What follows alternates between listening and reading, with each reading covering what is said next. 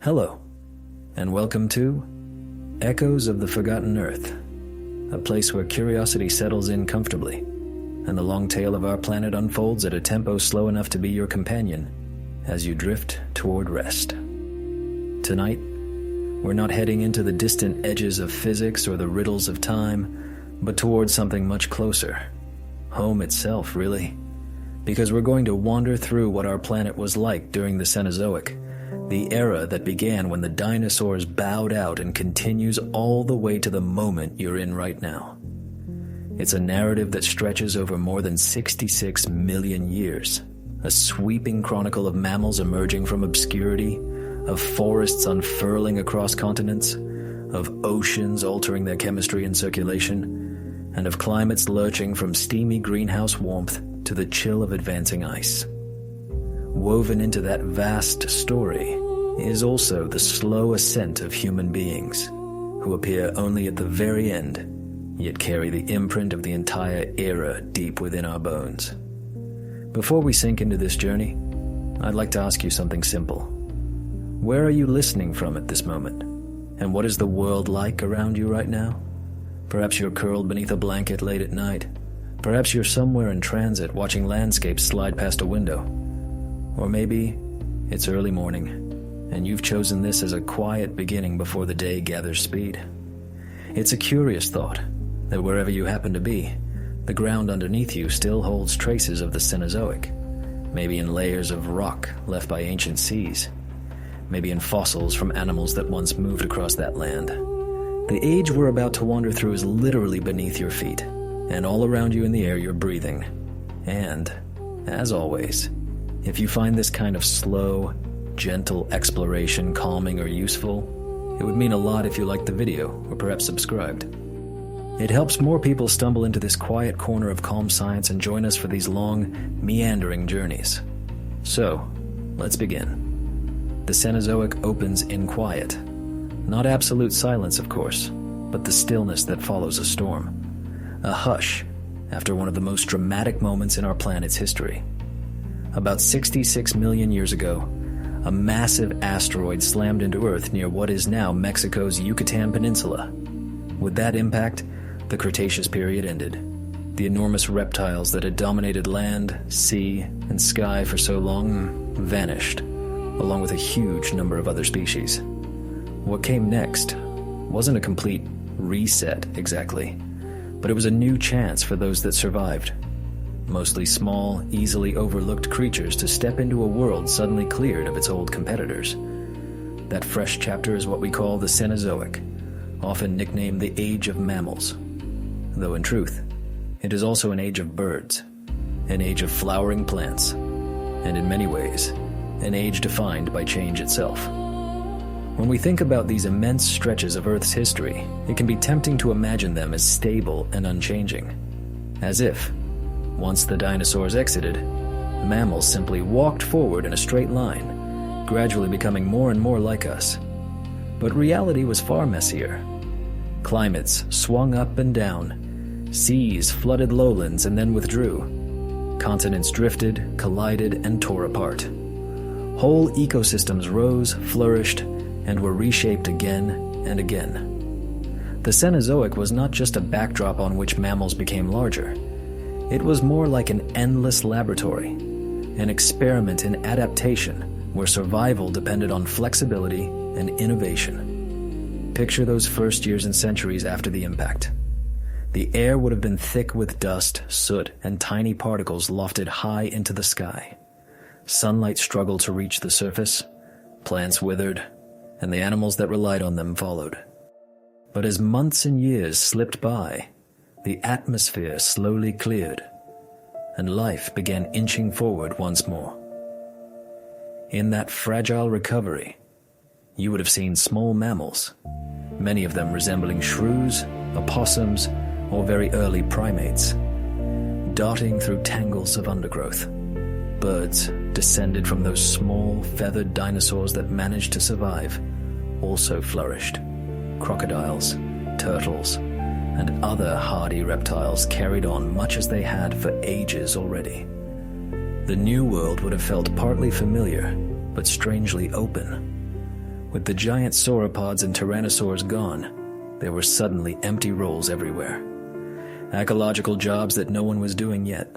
Forests began to spread across vast areas. During the Paleocene, the first slice of the Cenozoic, Earth's climate was warm and moist. Tropical and subtropical forests stretched into latitudes that today host icy seas or snow-covered mountains. Imagine palms and broadleaf trees growing in places like today's Greenland or Alaska. That warmth allowed ecosystems to be rich and lush in many regions, and the animals living there evolved quickly to make use of it. Mammals diversified at a remarkable pace, trying out new body shapes and ways of living. Some species grew larger, stepping into roles once held by dinosaurs as big plant eaters. Others remained small but became more specialized in their diets or habits. Early primates arrived on the scene, with grasping hands and feet and forward-looking eyes features that would set the stage for a lineage that, much later, would include us. In the oceans, a similar story of survival and innovation was unfolding. Sharks, which had already been plying the seas for hundreds of millions of years, continued to dominate. Bony fish expanded into an even broader variety of forms. The great marine reptiles like mosasaurs had disappeared with the dinosaurs, but their absence opened room for others. Among the most remarkable of these were the earliest precursors of whales. These animals still had legs and could move about on land, but they began spending more and more time in the water. Over millions of years, they would gradually transform into the fully aquatic giants we know today. Sea life was unsettled and in motion, but it was also branching into new directions. If you could have stood on a shoreline during those early Cenozoic ages, the scene would feel both recognizable and strange. The waves would still roll in. Bird-like shapes, similar to modern gulls, might wheel overhead.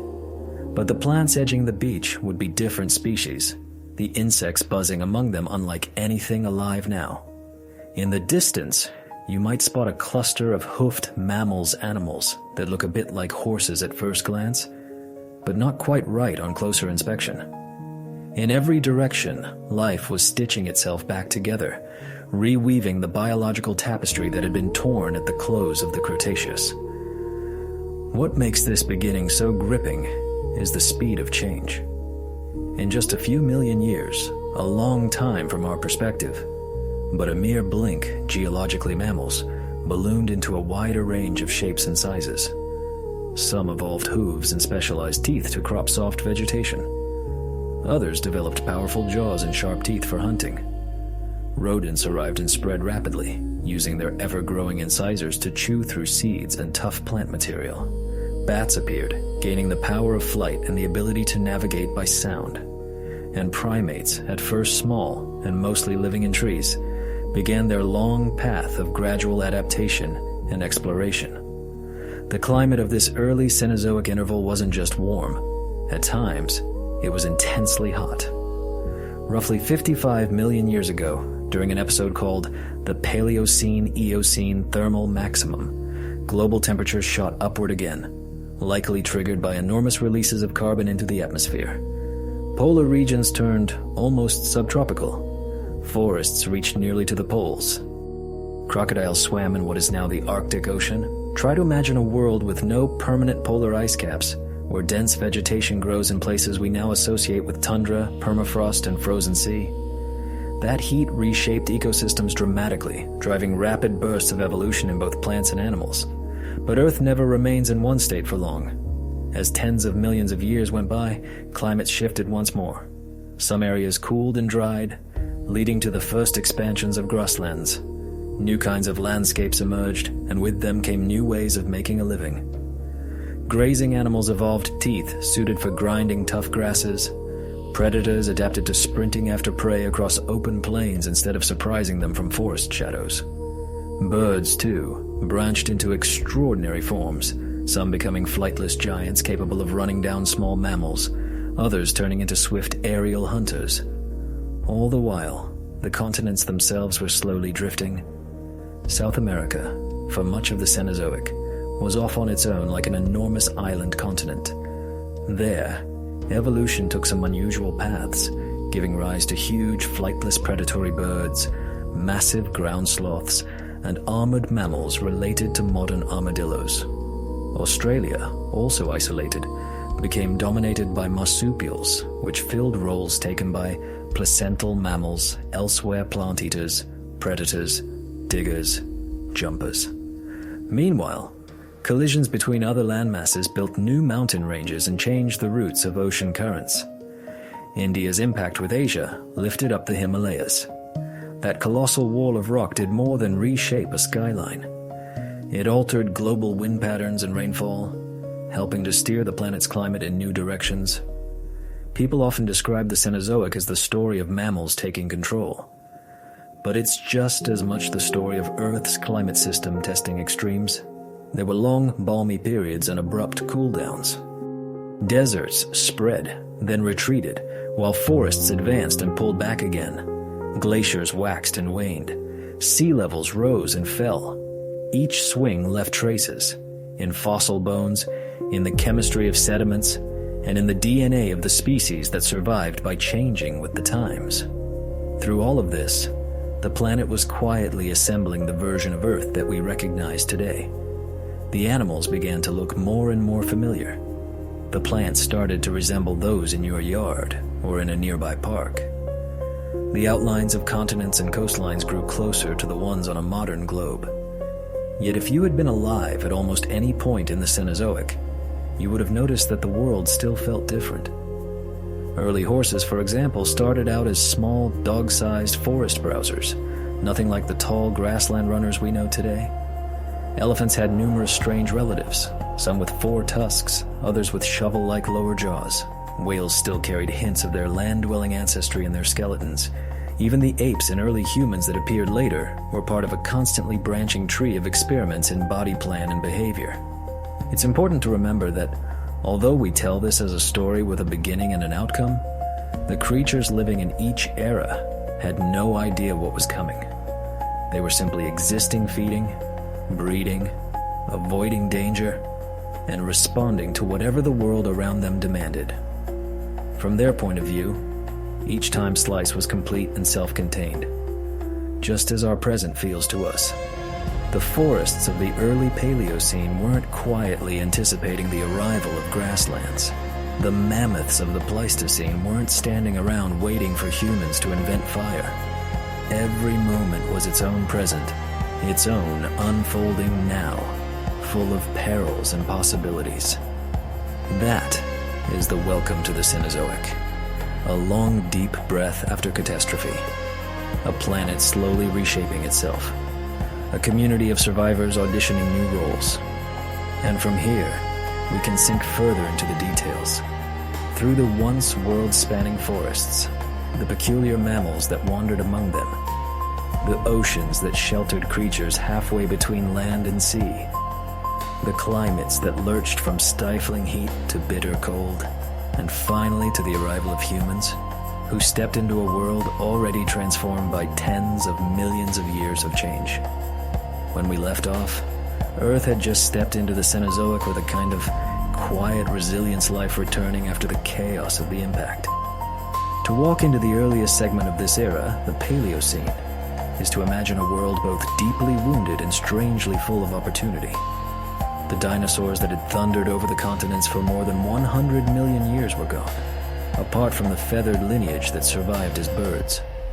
Their disappearance left behind open ecological rooms everywhere, empty spaces in forests, along rivers, in shallow seas, and across the skies. Niches that had once been tightly packed with species were suddenly vacant.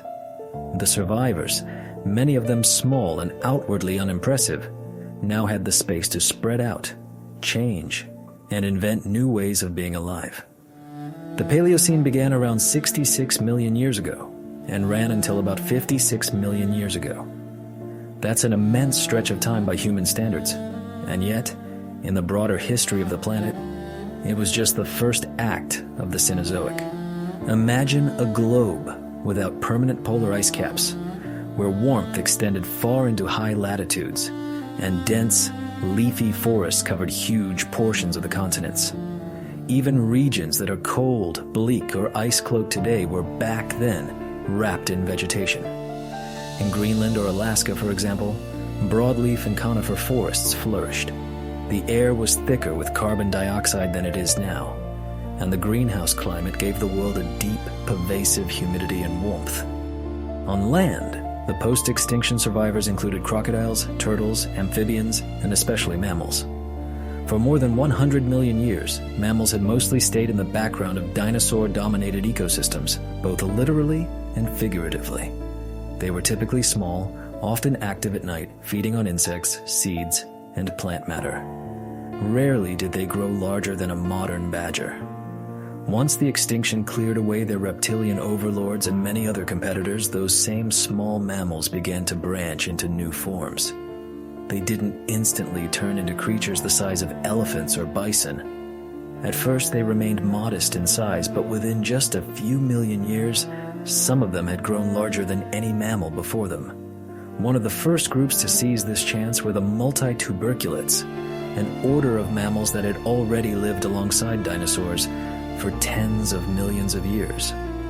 They possessed gnawing teeth somewhat similar to those of rodents, though they were not actually rodents.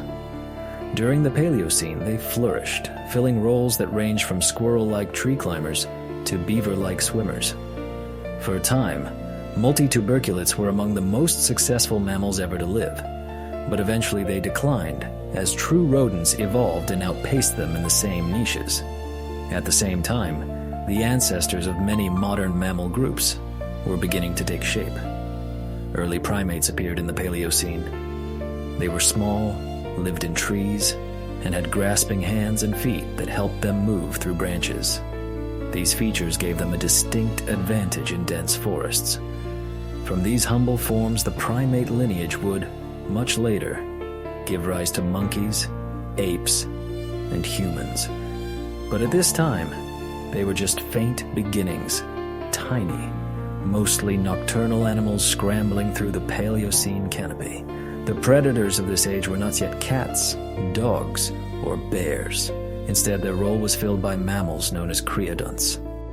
These carnivores, now completely extinct, were the top hunters on land in the Paleocene. They bore sharp teeth and strong jaws, and came in a range of sizes from small, agile hunters to much larger, fearsome forms. They preyed upon the herbivorous mammals that were themselves experimenting with new shapes and lifestyles. Among the oddest-looking mammals of the Paleocene were the pantodonts. They were among the first genuinely large mammals, some reaching the size of modern tapirs or small rhinoceroses. Their bodies were heavy and somewhat clumsy, with blunt teeth designed for chewing plant material. They weren't fast or graceful, yet they became some of the first mammals to move into the large herbivore role once held by dinosaur giants. The plant world of the Paleocene was just as crucial to this new age. Flowering plants, angiosperms, which had first appeared in the Cretaceous, now expanded across the land. Thick forests spread widely, with palms, magnolias, and many other broadleaf trees thriving in the warmth. With no major ice sheets, sea levels stood higher than today. Coastlines reached farther inland, and shallow epicontinental seas formed, where mangrove-like coastal forests and rich, swampy environments developed. Over long spans of time, some of those swamps would accumulate organic material that, buried and compressed, became the coal seams we mine in the present. Insects, fast and flexible as ever, diversified alongside the plants. Beetles, butterflies, ants, and countless other groups grew more varied and abundant, forming the constant buzzing, crawling backdrop of Paleocene forests. Some of them would look strikingly familiar if you stepped into that world. Others would seem alien, belonging to lineages that have since vanished. Together, they perform the same work insects do today, pollinating flowers, breaking down dead plant matter, and standing as a key food source for reptiles, birds, and mammals. The Paleocene oceans were just as dynamic as the continents. The great marine reptiles that had ruled during the age of dinosaurs were gone, leaving the seas open for new rulers. Sharks continued to thrive, and bony fish radiated into new niches. But perhaps the most remarkable oceanic story of this time is the slow beginning of the whale lineage. The earliest whale ancestors still had legs and could walk on land, yet they were spending increasing parts of their lives in water. Over millions of years, their bodies would shift toward a more aquatic existence, eventually losing functional hind limbs and becoming streamlined swimmers. That long transformation had only just begun in the Paleocene. Birds, descended from the surviving branch of feathered dinosaurs, also took advantage of the new age. During the Paleocene, they spread into virtually every available environment. Some of them evolved into huge, flightless forms, towering above many mammals and acting as top predators. In South America, which remained isolated as its own continent, immense, flightless birds with massive, hooked beaks became some of the leading apex hunters, a role they would hold for millions of years. Smaller birds diversified into seed eaters, insect eaters, fish-catching specialists, and more roles very similar to those filled by birds today. If you stood on a Paleocene hillside and looked out across the land, you'd immediately see how different the animals appeared from the ones you know. There would be no horses, no cats, no elephants, no bears. The mammals would seem vaguely reminiscent of these creatures, but just off, as if drawn from memory by someone who had only heard them described. A hoofed animal might call to mind a pig, but with unfamiliar teeth or oddly proportioned legs. A predator might look dog-like, yet with a differently shaped skull or jaw. Giant birds could resemble cranes or ostriches, but with a colder, more predatory presence. The plant life would be lush and almost tropical, growing even in spots that are now frozen tundra or dry steppe. It's tempting to think of the Paleocene merely as a recovery period after the Great Extinction, but it was more than a slow healing. It was a time of reinvention. Without dinosaurs looming over every habitat, mammals and birds had the freedom to test new ecological strategies. Some of those experiments succeeded brilliantly and launched lineages that still persist today. Others thrived for a time before fading out entirely. The pattern of life on Earth was being rewoven into a tapestry unlike anything that had come before. Climate was a crucial force shaping this age. Overall, the Paleocene was warm, but it was not perfectly steady. There were intervals of cooling and warming that forced ecosystems to adjust. Toward the end of the Paleocene, global temperatures began to climb sharply, leading into the event we know as the Paleocene-Eocene thermal maximum. This short-lived but intense warming episode dramatically reshaped the planet, and we'll arrive there in a little while. But even before that heat spike, the conditions were already setting the stage for big changes. The continents during the Paleocene had not yet moved into their present positions. North America and Europe lay closer together and were sometimes linked by land bridges, letting animals cross between them. India was cruising northward across the ocean, heading for its eventual collision with Asia. South America stayed isolated, developing its own distinct set of animals. Australia had only just begun to drift away from Antarctica, a separation that would, in time, open new ocean currents and help reshape climate across the globe. All this shifting geography created new coastlines, mountain ranges, and shallow seas, which in turn offered fresh habitats for life to explore. Try to imagine what it must have felt like for the first larger mammals as they wandered these landscapes. For tens of millions of years, their ancestors had been small, overshadowed by dinosaurs towering above them. Now, with those giants gone, they had room to grow, to test new diets, to experiment with different bodies and behaviors. A pantodont chewing leaves in a warm, steamy forest would have had no awareness of it, but it was part of a quiet revolution. One that would, much later, give rise to elephants, rhinos, and bison. A diminutive primate scampering along branches wouldn't know it either, but it was helping to lay the groundwork for a completely new form of intelligence. This was the dawn after darkness, the first breath of the Cenozoic after catastrophe, a time of experimentation, regrowth, and fresh beginnings. The world was warm, verdant, and strange, filled with creatures that would look oddly unfamiliar to us, yet carried within them the seeds of the future.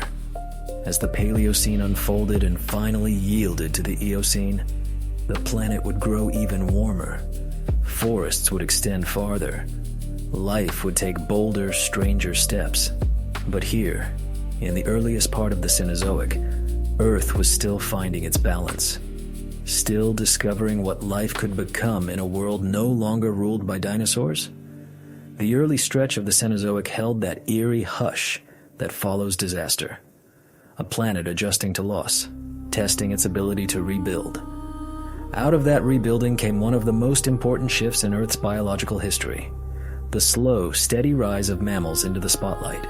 For so long, they had been small, inconspicuous figures living beneath the feet and shadows of dinosaurs. They slipped out mostly at night, hid in burrows, and focused on staying unnoticed. Survival meant staying small, fast, cautious. But once the asteroid darkened the sky, cleared the air, and left land bereft of its great reptiles, those inconspicuous animals suddenly found a world wide open in front of them. What followed was the true beginning of the age of mammals. To understand why this change is so profound, it helps to picture the contrast. Before the extinction, ecosystems on land centered around massive herbivorous dinosaurs devouring huge quantities of plant matter, and gigantic predators hunting them. Mammals, in that world, were background characters. Few grew beyond the size of a raccoon.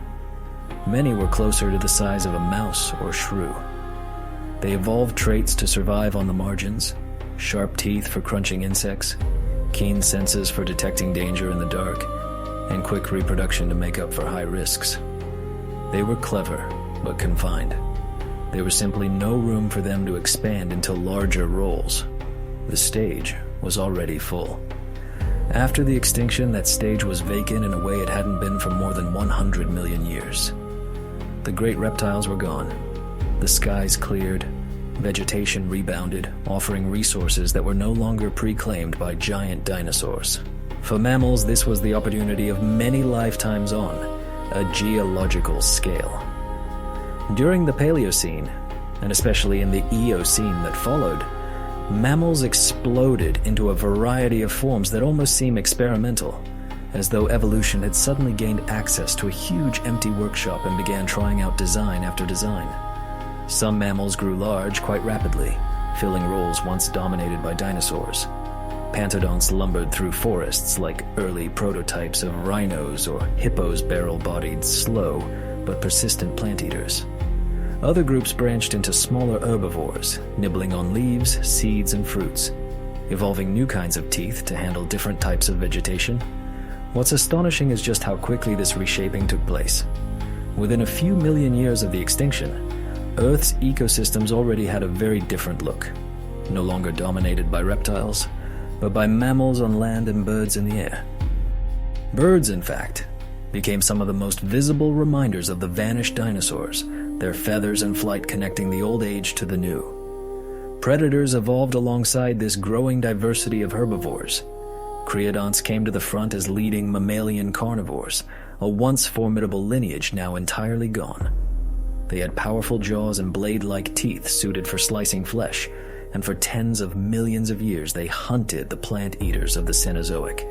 Their reign persisted until the true carnivorans, the group that includes the ancestors of modern cats and dogs, gradually overtook them. For that long interval, however, creodonts were the apex hunters, pushing other mammals to evolve ways of escaping, defending themselves, or outsmarting them. Mammals didn't only push into new roles on land. In the water, a separate, extraordinary story was taking shape. In the water, an entirely new chapter began for mammals. The ancestors of whales started out as land-dwelling animals, small, hoofed creatures related to early deer and hippo-like forms. In the early Cenozoic, some of them began spending more and more time in rivers and coastal shallows, hunting fish and other aquatic prey. Over millions of years, their bodies began to change. Their legs shortened and became less suited to walking and more useful for paddling. Their tails grew stronger, providing powerful thrust in the water. Their nostrils gradually migrated upward along the skull, eventually forming blowholes. Their ears and skulls adapted for hearing and communicating underwater. By the Eocene, these animals had become fully aquatic, the earliest true whales, still bearing tiny hind limbs that served little purpose, but already sleek and efficient swimmers. From that point on, the oceans would never again be without mammalian giants. Bats, too, emerged fairly early in this era, taking to the air in a way no mammal had done before. Their wings were formed from stretched skin over elongated fingers, light and flexible, and they evolved the ability to echolocate, sending out high-pitched calls and listening for the echoes to navigate and hunt insects at night. With birds largely owning the daytime skies, bats claim the night. They have kept that claim ever since. Together, whales in the oceans and bats in the air show just how adaptable mammals were, exploring every available realm. Where reptiles had once dominated land, sea, and air, mammals were now steadily moving into each domain. Another vital group, the primates, was also taking root in these early epochs.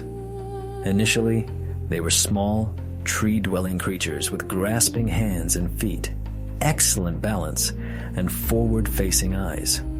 They weren't yet monkeys or apes, but they carried the foundations of both: flexible shoulders, good depth perception, and a tendency toward complex social behavior. Living in dense forests, they fed on insects, fruits, and tender leaves, moving through the canopy with agility. Over time, their brains grew slightly larger in relation to their bodies, and their social lives grew more complicated. It was a modest step in the Paleocene and Eocene, but in hindsight, it was one of the most important.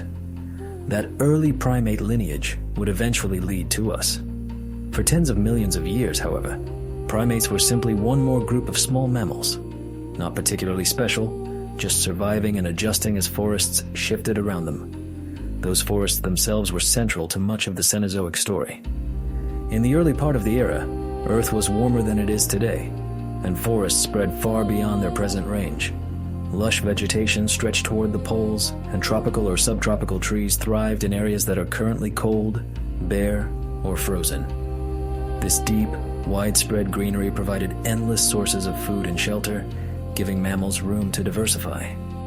Many early mammals either lived in trees or closely depended on them, feeding on leaves, fruits, and insects among the branches. As climates later changed and grasslands began to emerge, new kinds of mammals would evolve to run across open country.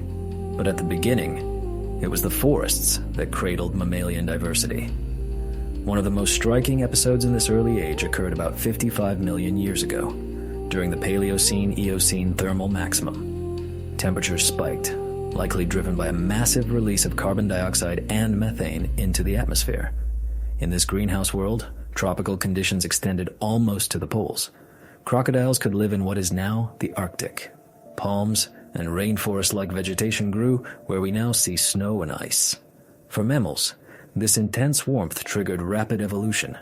Many groups spread into new regions, and their fossils appear suddenly in places far outside their earlier ranges. Small primates, early horses no larger than a fox, and rodent-like mammals all expanded widely during this hot interval. Evolution sped up as new habitats and pressures pushed species to adapt quickly. This diversification wasn't just about body size, it was also about behavior and diet. Mammals began specializing in what they ate in ways that had not been feasible before. Some developed broad, grinding molars for tough leaves and fibrous plants. Others sharpened their teeth and jaws for slicing meat. Still others became omnivores, able to switch between food sources depending on what was available. These varied feeding strategies mirrored the expanding diversity of plants and animals in the warming climate. Insects were abundant, seeds and nuts plentiful, and fruit common, giving especially small mammals a rich menu to exploit. This era also marked the beginnings of more complex social lives in some mammals. Herding behaviors appeared in certain herbivores, giving them safety in numbers. Some predators experimented with group hunting, improving their chances of bringing down large prey. Many mammals invested heavily in their young, nursing them, protecting them, and even teaching them crucial skills. While many reptiles laid eggs and left their offspring largely to fend for themselves, mammals often produced fewer young but devoted more care to each one, raising their odds of survival. This strategy of slower reproduction paired with higher investment became one of the reasons mammals proved so resilient in the face of environmental changes. The landscapes of the Cenozoic continued to reshape themselves, and mammals responded in kind. As continents drifted and collided, mountains rose, oceans narrowed or widened, and climates evolved. India continued its collision with Asia, slowly pushing up the Himalayas and the Tibetan Plateau.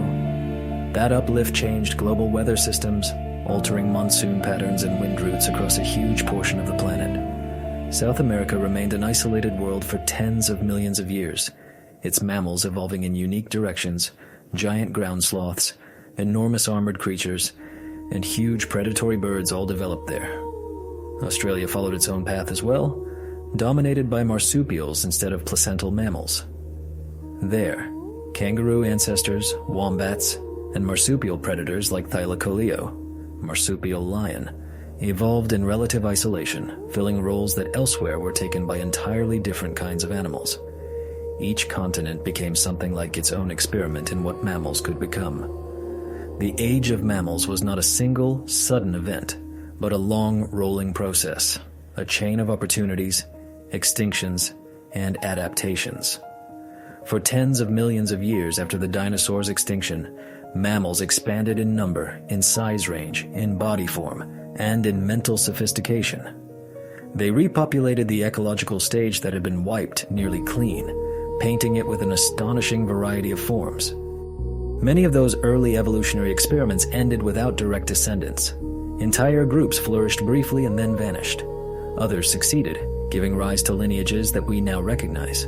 Horses, elephants, whales, primates, rodents, and carnivores all trace their deep roots back to this early burst of creativity. It can be tempting to imagine all this as inevitable, as if mammals were somehow destined to inherit the Earth once the dinosaurs were removed. But there was nothing predetermined about it. It was the outcome of coincidence and resilience. The asteroid could have hit at a different time or in a different way, leaving dinosaurs in control. Mammals might have died out alongside them. Instead, they survived. And in surviving, they found themselves holding the keys to a drastically altered world. The age of mammals arose not because mammals had been waiting patiently for their turn, but because survival and opportunity happened to align. As the Eocene moved forward, mammals continued to spread and specialize, helping to shape ecosystems that began to look more and more like the ones we see today. Some predators came to resemble early cats. Certain herbivores took on forms reminiscent of tapirs or deer. Some primates began to resemble early monkeys. The world was still awed by modern standards, but it had grown recognizable in ways the Mesozoic had never been. The age of mammals had firmly taken hold, and life on Earth had changed course for good. As mammals found their stride in this new era, the world around them was wrapped in green. Especially in the earlier chapters of the Cenozoic, this was not only an age of animals rising, but of forests stretching across much of the planet. If you try to picture Earth during the Paleocene and Eocene, the first image that should come to mind is trees. Vast expanses of broadleaves and tangled branches, dense canopies that blocked much of the sky, swamps heavy with vegetation, vines coiling around trunks and climbing into the light, forests not limited to scattered pockets, but sprawling across continents, shaping the lives of almost every creature within them. The planet's warmth made this possible. Without broad ice caps and with elevated carbon dioxide levels, the greenhouse climate allowed even high latitudes to support dense plant growth. Fossils from Greenland and Alaska show that forests thrived there, filled with species that today belong to tropical or subtropical regions. Crocodiles and turtles lived in those far northern latitudes, thriving in conditions that are almost impossible to imagine if you stand there now under snow and polar sky. That warmth created a world where forests wrapped nearly the entire globe in a green mantle. Imagine walking through one of these ancient forests. The air is heavy and humid. The ground is soft with thick layers of fallen leaves, fungi, and moss. Towering trees block much of the sunlight, turning the understory into a realm of dappled shade and shifting shadows. Insects buzz constantly, their populations booming with the abundance of food. Birds flit through the canopy, some small and melodic, others large and flightless, stalking prey along the forest floor. Mammals move in the undergrowth, some small and rodent-like, others heavier-bodied, browsing on leaves or foraging for fruit. Early primates leaped from branch to branch, their grasping hands and feet perfectly suited to this intricate, vertical world of wood and vine. These early Cenozoic forests were dominated by angiosperms flowering plants that had risen in the Cretaceous but now expanded dramatically. Magnolias, palms, sycamores, and many other broadleaf species thrived. Ferns and conifers still had their place, especially in cooler or wetter pockets, but it was flowering plants that defined the look and feel of the age. Their blossoms attracted insects. Their fruits fed birds and mammals. Their roots held soils in place, influencing how rivers wound through the land and where wetlands developed.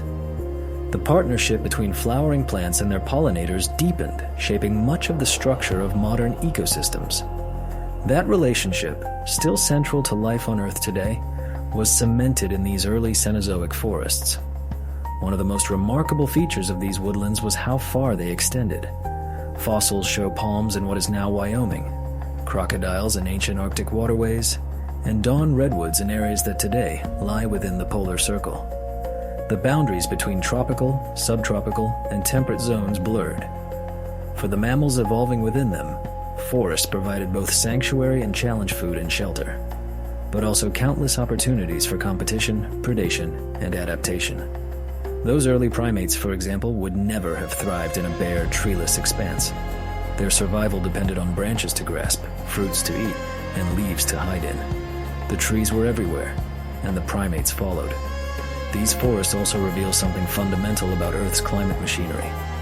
When carbon dioxide levels climb, warmth spreads, and forests can follow.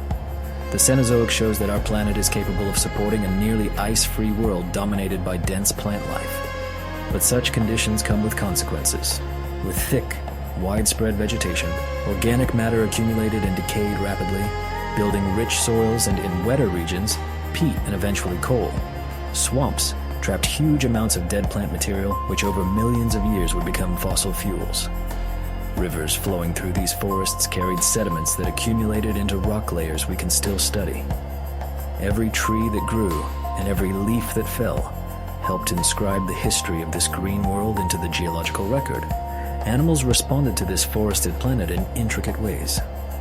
Many early mammals developed traits well suited to life among branches and thickets. Flexible ankles and wrists for climbing, sharp eyesight for picking out movement in low light, and diets that included fruit, leaves, and insects. Some mammals became larger and more specialized, while others stayed small and nimble. Herbivores took advantage of the abundant soft foliage. Predators used dense cover to ambush rather than chase. Birds, too, evolved alongside these forests. Some species specialized in fruit, others in nectar, others in insects. Large ground-dwelling birds stalked through gaps in the canopy, while smaller species darted between branches. The sheer productivity of these forests, the amount of energy they captured from sunlight, turned them into engines of evolution. Insects diversified with flowering plants, creating complex webs of pollination and predation. Mammals spread seeds as they fed on fruit and nuts, helping forests regenerate and extend their range. Predators adjusted to prey that could climb, fly, or hide in dense cover. When climates shifted, the forests themselves advanced or retreated, pulling entire communities of organisms with them and reshaping global biodiversity. Toward the end of the Paleocene and into the Eocene, the world entered one of the warmest intervals of the entire Cenozoic. The Paleocene-Eocene thermal maximum pushed global temperatures even higher, saturating the planet with tropical conditions. Forests reached almost to the poles. Imagine standing in what is now northern Canada and seeing not spruce and pine, but broadleaf trees, lush undergrowth, and crocodiles sliding through nearby rivers. That intense warmth set animals and plants on the move. Mammals that had evolved in one region suddenly found suitable conditions in many others. Fossil records show abrupt appearances of species far outside their earlier ranges, clear evidence that warming climates opened new routes and habitats, and that life followed. But forests were never completely static. As the Eocene progressed and then gave way to later epochs, temperatures began a long, uneven decline. Step by step, climates cooled, especially in higher latitudes. Forest belts slowly withdrew from the poles, retreating toward lower latitudes and higher rainfall areas. In their wake, new types of ecosystems appeared. Grasslands began to spread in some regions, at first as scattered patches within a largely forested world, then in broader sweeps across continental interiors. For millions of years, though, forests remained the dominant backdrop.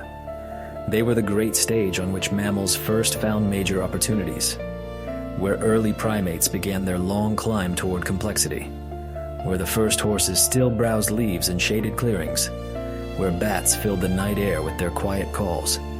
To appreciate how sweeping these forests were, compare them to today's tropical regions. Now, rainforests like the Amazon, the Congo Basin, or Southeast Asia's jungles are rich but limited in scope, confined largely to equatorial belts. In the early Cenozoic, similar richness blanketed much larger parts of the globe, extending into territories we currently consider too cold or too dry. In many ways, Earth was a greenhouse garden, overflowing with green life. That abundance was both blessing and trial. It created copious food and hiding places, but it also fostered intense competition. Predators lurked behind trunks and vines. Parasites and diseases flourished in the perpetual humidity. Animals and plants alike had to keep adapting to crowded, shifting environments. The fossil record of plants from this time gives us a vivid window into these vanished ecosystems. Leaf imprints, fossilized pollen, and petrified wood reveal forests that look recognizable, yet subtly wrong, like a familiar landscape seen in a dream. A magnolia leaf in what is now Wyoming.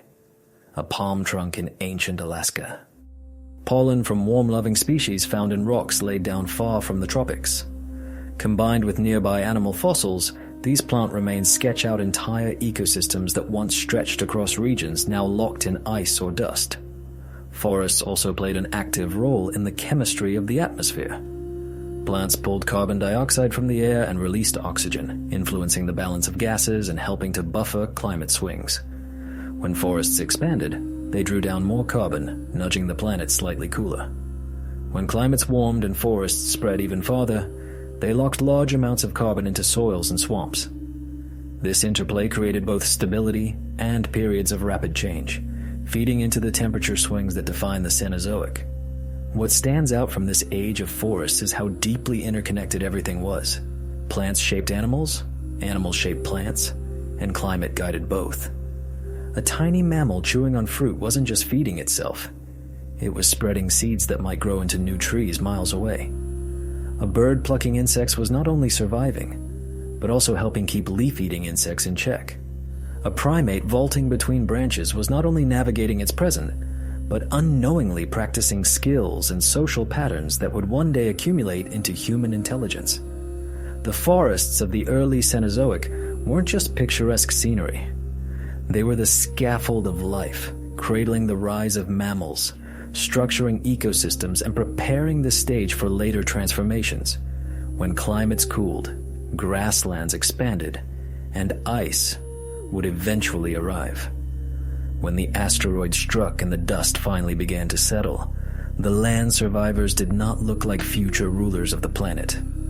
They were small, many no bigger than rats or rabbits, streaking through the undergrowth, hiding from whatever predators remained, eating insects, seeds, and scraps of vegetation. Nothing about them suggested that one day, some of their descendants would become elephants, horses, whales, or apes. Yet that is exactly what unfolded. The Cenozoic is, in many ways, the story of strange little survivors growing, changing, and in some cases, reaching immense sizes. From tiny burrowers to massive beasts that would stop you in your tracks if you met them today, this era was crowded with surprises. At first, body sizes remained modest. In the Paleocene, mammals that took advantage of the newly open world rarely grew beyond the size of a modern dog. Still, even in those early days, some lineages were starting to push the boundaries. Pantodonts, for instance, were among the first to become truly large. Awkward-looking animals with heavy bodies and blunt teeth, they browsed on soft plants and may have reached weights comparable to small rhinoceroses. For creatures whose ancestors had spent the age of dinosaurs confined to mouse-sized bodies, that jump in scale was dramatic. Pantodonts might have looked ungainly, but they were pioneers in the experiment of being big. Other groups, though not gigantic, also found success by adopting unusual forms. Multituberculates, the long-lived rodent before rodents, developed powerful gnawing teeth that allowed them to eat a huge variety of foods. They weren't huge, but their versatility let them spread almost everywhere. For tens of millions of years, multituberculates were among the most common mammals on Earth. Today, they are entirely gone, with no direct descendants. Yet in their time, they were one of the era's great success stories. The early Cenozoic predators also took unexpected shapes. Before true cats, dogs, and bears, there were creodonts, carnivorous mammals with their own distinct evolutionary path. Some were small hunters of insects and tiny vertebrates. Others grew larger, stalking herbivores through thick forests. For much of the Paleocene and Eocene, creodonts occupied the top carnivore roles.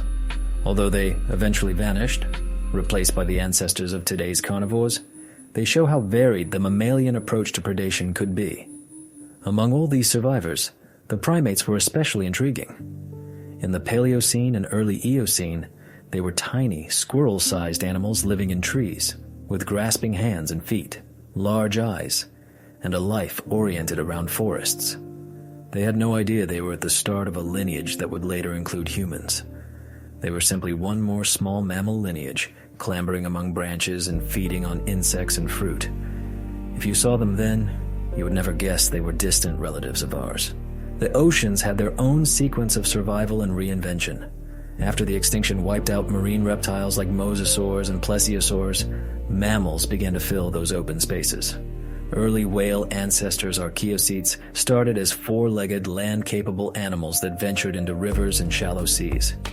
Over time, they shifted more and more toward life in the water. Their bodies elongated, limbs shortened, and tails strengthened.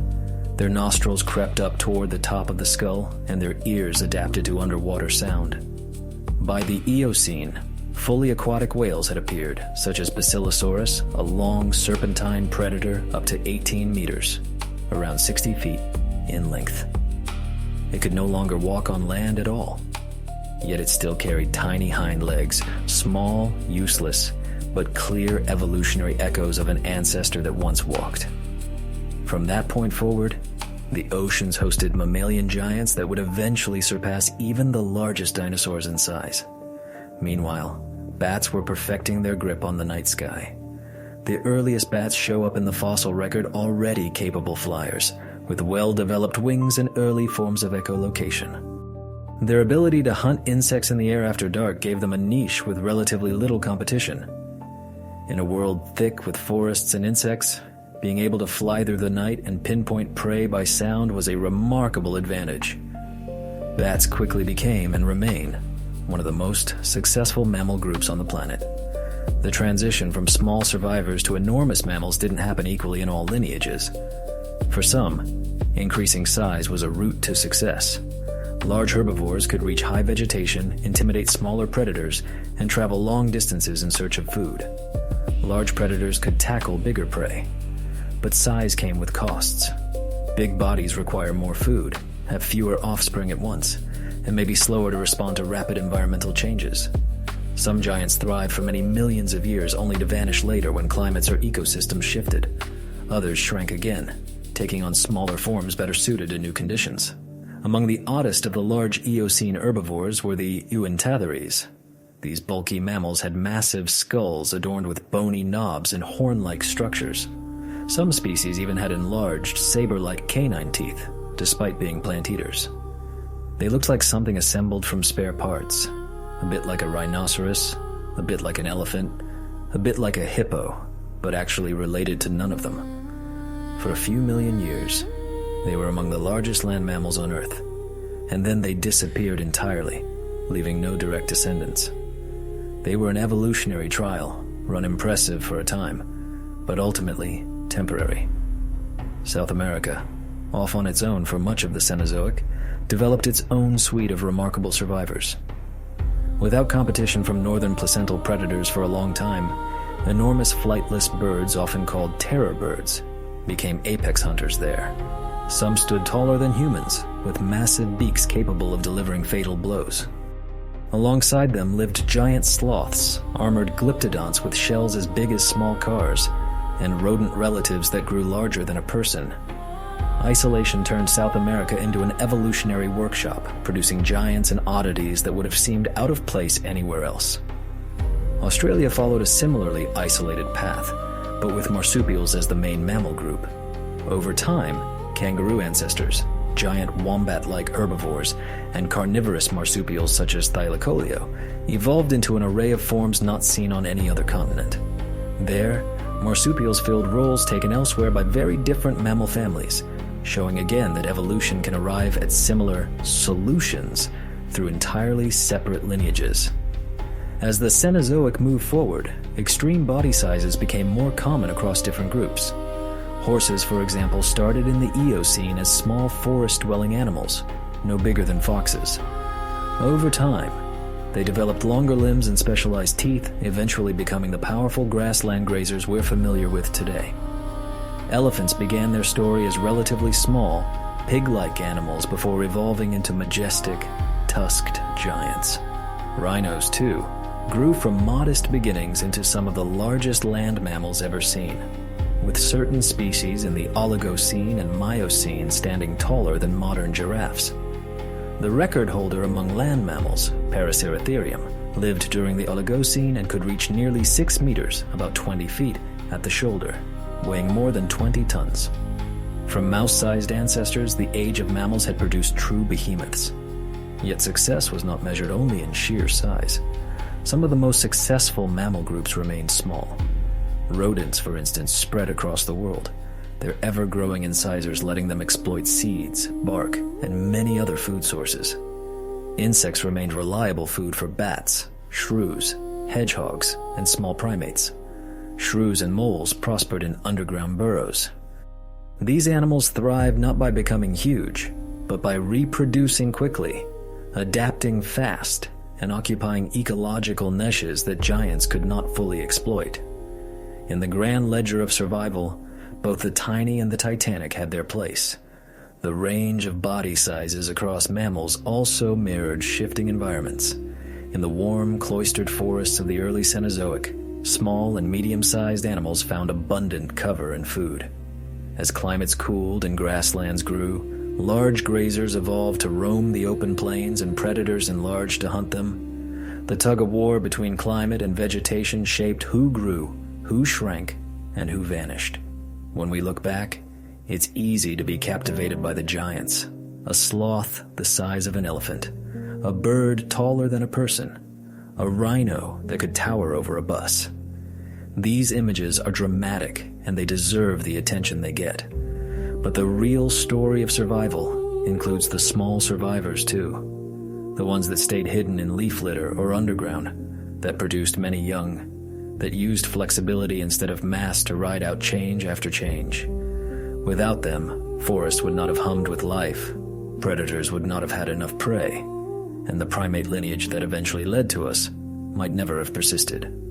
From the dawn of the Cenozoic to the present, mammals have stretched themselves across every possible size and shape. From bats lighter than a coin to whales heavier than any dinosaur. That incredible spectrum is the mark of a group that not only survived a catastrophe, but thrived in its aftermath, using every trick evolution could offer. The giants attract our imagination, but the smallest survivors are just as essential. Together, they made the Cenozoic an age in which life reinvented itself in forms both strange and familiar, fragile and mighty, tiny and vast. The oceans of the Cenozoic were every bit as full of transformation as the land. When the asteroid struck at the end of the Cretaceous, the seas lost their great reptilian rulers. Mosasaurs, plesiosaurs, and other large marine reptiles vanished in a geologic instant. The extinction also wiped out the ammonites' coil-shelled marine invertebrates that had filled the oceans for hundreds of millions of years.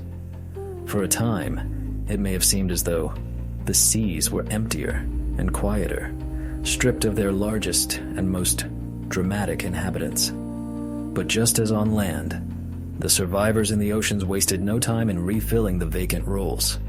A new cast of players rose to prominence, and among them was one of evolution's most extraordinary stories, the transformation of land mammals into whales. In the early Cenozoic, sharks and bony fish quickly re-established themselves. Sharks, having already survived multiple mass extinctions, once again proved remarkably resilient. With the marine reptiles gone, they spread into niches once occupied by those ancient giants. Many of the major shark lineages we recognize today trace their origins back to the Paleocene and Eocene. Rays and skates also flourished, gliding over shallow seafloors, while bony fish diversified further into countless shapes and lifestyles. Yet the story that truly stands apart begins near shore, not in the deep ocean. Around 50 million years ago, certain small hoofed mammals living along rivers and coastlines began to spend increasing time in the water. These animals, related to early even-toed ungulates, the group that includes deer and hippos, resembled little deer or pig-like creatures.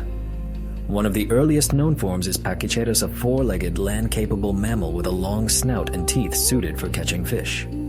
It could walk on land quite well, but its ear bones show distinctive features that hint at early adaptations for underwater hearing. Pachycetus marks the first recognizable step toward whales. From there, the transformation continued through a series of remarkable intermediates. Ambulocetus, sometimes nicknamed the walking whale, lived slightly later. It had short, powerful legs with webbed feet, a long body, and a strong tail. It likely swam somewhat like a crocodile or otter, paddling with its limbs while flexing its spine. Ambulocetus could still come onto land, though perhaps awkwardly. In the water, however, it was agile and dangerous, preying on fish and possibly ambushing animals at the water's edge. By the stage of Ambulocetus, the whale lineage had committed to an amphibious lifestyle, still tethered to land, but increasingly at home in the water.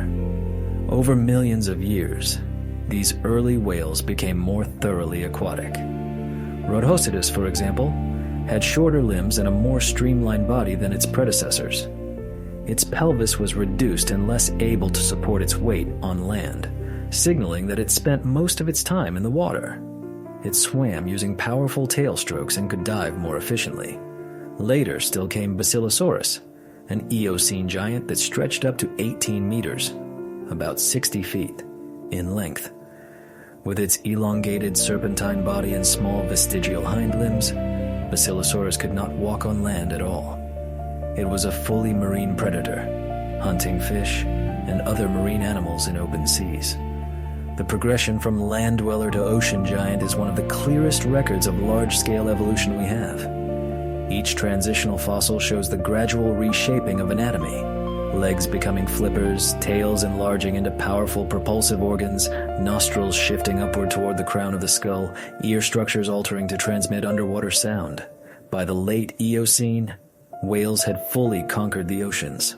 Some lineages evolved into filter-feeding baleen whales, which would eventually include the largest animals ever to live on Earth.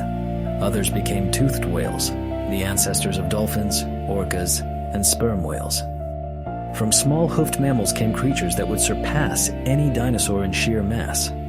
Alongside whales, other marine mammals also returned to the sea. Seals, sea lions, and walruses evolved from carnivorous land mammals on a very different path from whales. Unlike whales, they retained the ability to haul out on land, where they still breed and rest today. Manatees and dugongs. The Sirenians arose in the Eocene as well, but from ancestors closer to elephants rather than to whales or seals. These slow-moving herbivores settled into warm, shallow coastal waters, feeding on seagrass and playing a major role in shaping those underwater meadows. The Cenozoic oceans were no longer ruled by reptiles. Increasingly, they belonged to mammals, fish, and invertebrates. Coral reefs, too, went through cycles of collapse and recovery. After the mass extinction, reef ecosystems suffered, but in the Cenozoic, they rebuilt themselves. Corals spread once again, forming vast, intricate reef systems that became hotspots of marine biodiversity. These reefs sheltered fish, crustaceans, mollusks, and early versions of many reef-dwelling species familiar to us now. They also served as nurseries where the young of many species could grow in relative safety before venturing into open waters. Much of the coral reef world we know today has its deep roots in this post-extinction regrowth. Meanwhile, the oceans themselves were changing as continents moved. Currents shifted as the shapes and positions of basins and seaways changed. Early in the Cenozoic, South America, Antarctica, and Australia were still linked or closer to one another, allowing warm waters to move freely toward the poles. As South America drifted north and separated from Antarctica, and as Australia moved farther away, a major change occurred. A circumpolar current developed around Antarctica. This relentless flow of water isolated the southern continent from warmer ocean currents, allowing it to cool dramatically and eventually become ice-covered. That Antarctic circumpolar current, established roughly 34 million years ago, remains one of the most important features of global ocean circulation today. Its formation helped push the planet toward cooler conditions and set the stage for later ice ages. Other seaways also opened and closed through the Cenozoic, each time reshaping marine life.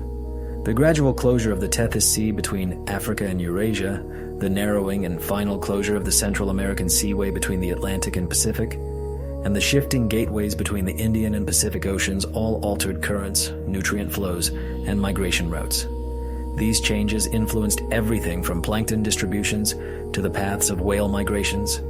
The rise of plankton groups like diatoms was another quiet but crucial part of Cenozoic ocean history. These tiny, often silica-shelled organisms form the base of many marine food webs.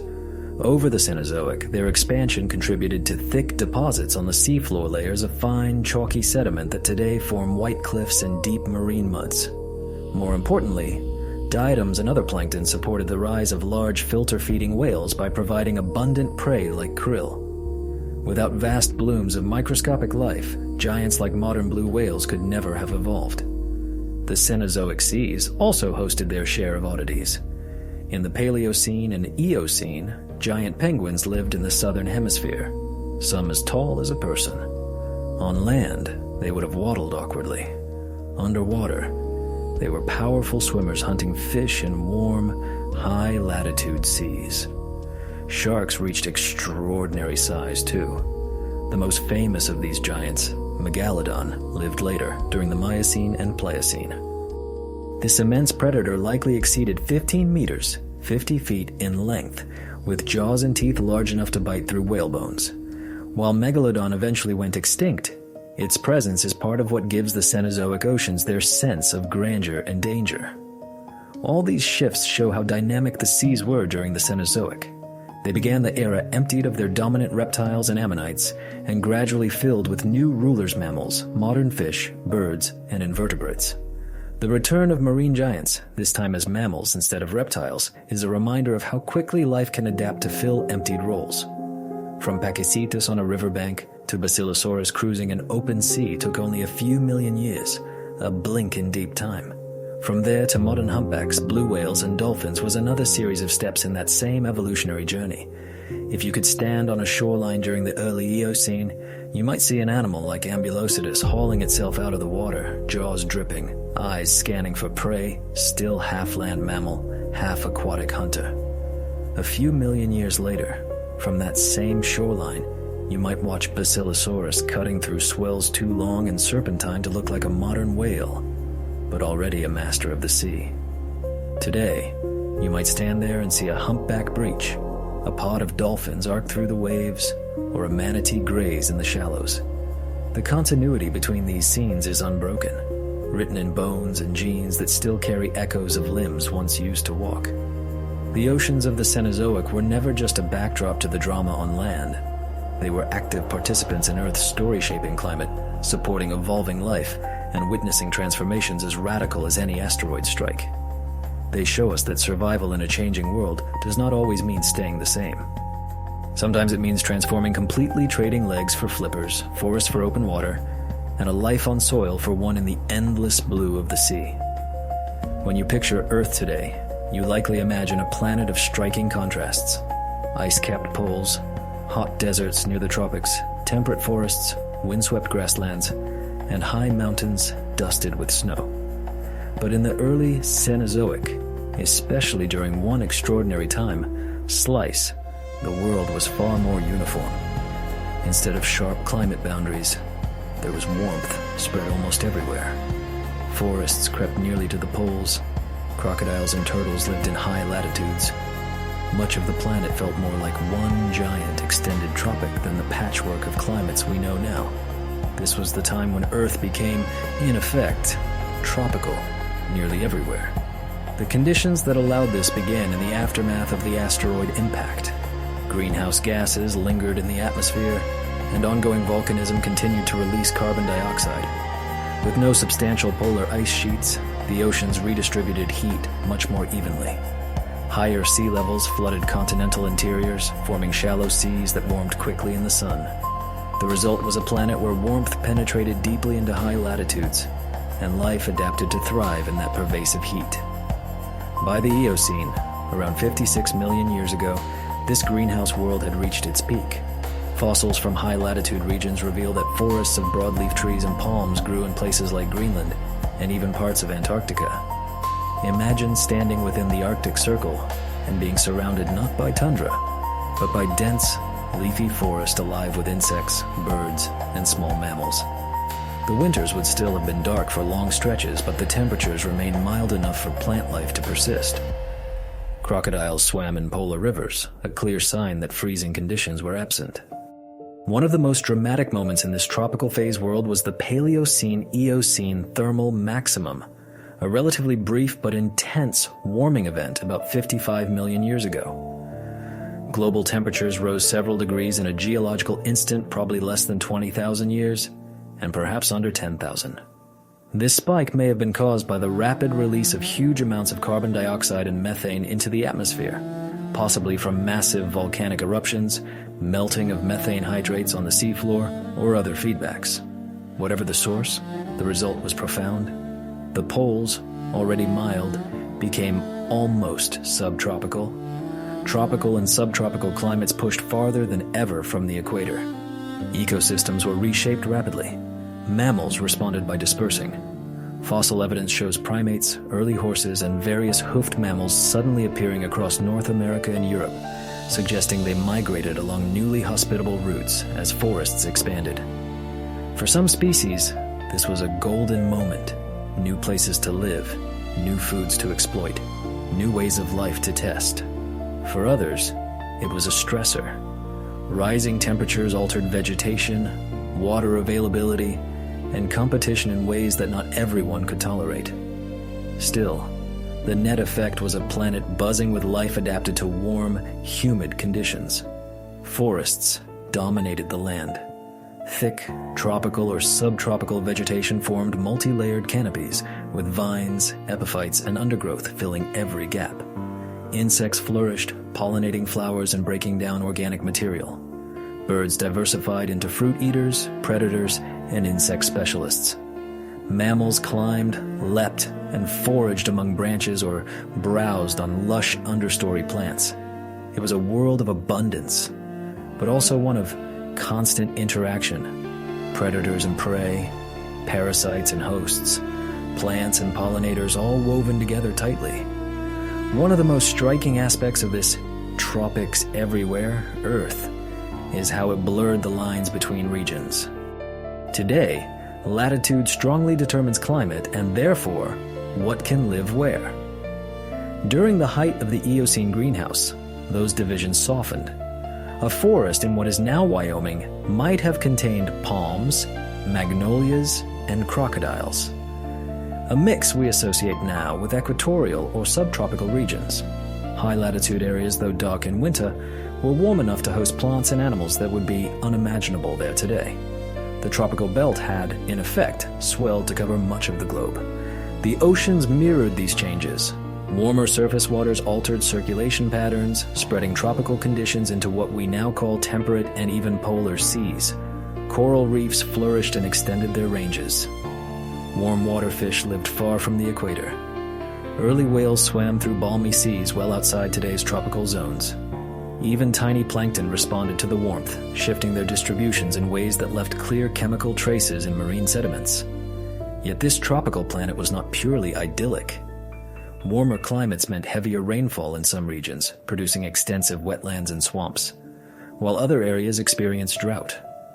The absence of significant ice caps and the high sea levels meant more coastal flooding and shallow epicontinental seas. The warmth also suppressed the development of wide, open grasslands. Trees and other woody plants held their grip over much of the land. While this favored arboreal animals and browsers, it delayed the rise of grazing-dominated ecosystems that would later come to define entire continents. Over time, the greenhouse state began to wane. After the Paleocene-Eocene thermal maximum, temperatures eventually trended downward, though not in a straight line. There were smaller warming events and pauses, but the long-term direction was cooling. As climates cooled, forests began to edge back from the poles, seasonal changes became more pronounced. Grasslands started to appear in certain regions, first as small openings within forests, then as larger, more permanent biomes. The era of a nearly universal green, tropical Earth started to fade, replaced by a world with sharper contrasts, more like the climate zones we recognize. For mammals, that earlier tropical world had been a springboard. Primates flourished in its forests, spreading and diversifying. Hoofed mammals tested new body sizes and diets. Predators adapted to hunting in dense vegetation. Even the early ancestors of whales likely benefited from warm, productive coastal waters. The abundance of plant life and the relative stability of warm conditions allowed lineages to experiment and radiate, setting up many of the evolutionary trajectories that would continue as climates cooled. Plants, too, took full advantage. Flowering plants spread almost everywhere, forging deep partnerships with insects, birds, and mammals. Pollen records from this time show vast ranges for species that are now confined to narrow tropical belts. Forests sucked carbon from the atmosphere and stored it in wood, soils, and sediments, becoming key players in the global carbon cycle. The tropical everywhere planet can feel almost alien to us. It's hard to picture crocodiles in Arctic waters or palms in Alaska, or rainforests covering areas that are now desert or temperate farmland. Yet the evidence fossils, sediments, isotopes, tells us it was real. This interval shows that Earth's normal is not fixed. Our familiar climate is only one of many possible states. Life is highly adaptable, but also deeply tied to the climate envelope it inhabits. When that envelope shifts rapidly, as in the Paleocene-Eocene thermal maximum, ecosystems reorganize. Some lineages decline, others expand. New opportunities and new risks appear in equal measure. For millions of years, Earth wore that almost continuous green cloak from near pole to pole. It was a time when the tropics were not constrained to a narrow band, when warmth ruled, and when forests dominated nearly all land. That age is long gone, but its legacy remains in the lineages that flourished then and in the geological record that preserves its story. And it set the stage for the next great transformation, the slow cooling that would lead to grasslands, ice sheets, and eventually, to us. The warmth of the early Cenozoic was already remarkable, but there was one moment when it surged beyond even its usual extremes. It was a geologically brief episode that unsettled ecosystems, reshaped coastlines, and left a sharp, unmistakable mark in rocks and fossils. This episode is known as the Paleocene-Eocene thermal maximum, often shortened to the PETM, or described as an Eocene heat wave. It was like a planetary fever. It lasted only about 200,000 years, hardly anything compared to the full sweep of the Cenozoic, but its effects rippled through the rest of the era. To grasp what made this event so unusual, you have to appreciate how quickly it unfolded. In geology, rapid usually means changes happening over millions of years. The PETM began in less than 20,000 years, possibly in under 10,000. On the scale of deep time, that is almost instantaneous. Within that short window, global temperatures climbed by at least 5 to 8 degrees Celsius. The poles, already mild, turned nearly subtropical. Tropical climates pushed even farther toward the poles. Ecosystems were shaken and reorganized within a few thousand generations of animals and plants. The trigger for this planetary fever is still debated. Some lines of evidence point to massive volcanic activity, particularly in areas that are now around Iceland, where enormous lava flows and rifting events occurred near this time. Those eruptions could have released enormous amounts of carbon dioxide into the atmosphere. Other evidence suggests that methane hydrates, frozen deposits of methane locked in seafloor sediments, may have destabilized and vented huge plumes of methane into the air. Methane is an even more potent greenhouse gas than carbon dioxide. A sudden, large release could have driven a rapid, intense warming. It's possible that more than one process was involved: volcanism, feedbacks in the carbon cycle, and the breakdown of methane stores all working together. Whatever the exact cause, the outcome is clear in the rock record. The atmosphere became loaded with carbon, and Earth tipped into one of the hottest intervals since the dinosaurs vanished. Consequences spread everywhere. In the oceans, chemistry shifted. As more carbon dioxide dissolved into seawater, the water became more acidic, a process called ocean acidification. This stressed many marine organisms, especially tiny plankton with calcium carbonate shells that are highly sensitive to changes in pH. Fossil records show extinctions and rapid evolution among these plankton. Surface waters warmed and circulation patterns changed, disrupting nutrient flows. Coral reefs retreated or reorganized in some areas. On the seafloor, sediments from this time contain peculiar chemical signatures, thin layers and isotope shifts that record the carbon pulse and temperature spike of the PETM. On land, forests that were already widespread surged even farther. Tropical and subtropical plants grew in regions that had previously been cooler. Animals tracked these changes, moving into new territories or adapting to altered conditions. Fossils show a striking pattern: small horses, primates, and even some hoofed mammals suddenly appearing across continents where they hadn't been recorded before. Their rapid spread suggests that the warming opened up migrations across high-latitude land bridges and extended the ranges of forest and woodland biomes. In effect, the heat wave acted like a global experiment, rearranging habitats and forcing species to respond quickly. For some mammals, it was an opportunity to expand into new territories and diversify. For others, it was an existential challenge. If you imagine being an animal living through this time, a small primate in a dense forest, for example, the world would have become hotter, more humid, and perhaps more crowded. Plants might fruit more often in some places, but struggle in others. If you were a tiny horse ancestor, the warmth might allow you to move into new, more northerly habitats, exploring forests that had previously been too cool. If you were an insect, your populations might boom in the heat, but also suffer when water became scarce or plant communities changed.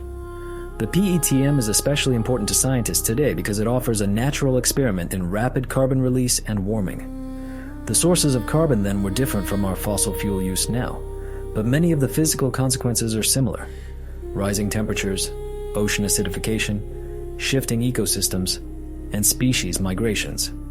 It also shows that, even once the carbon input stops, the planet takes a long time to recover.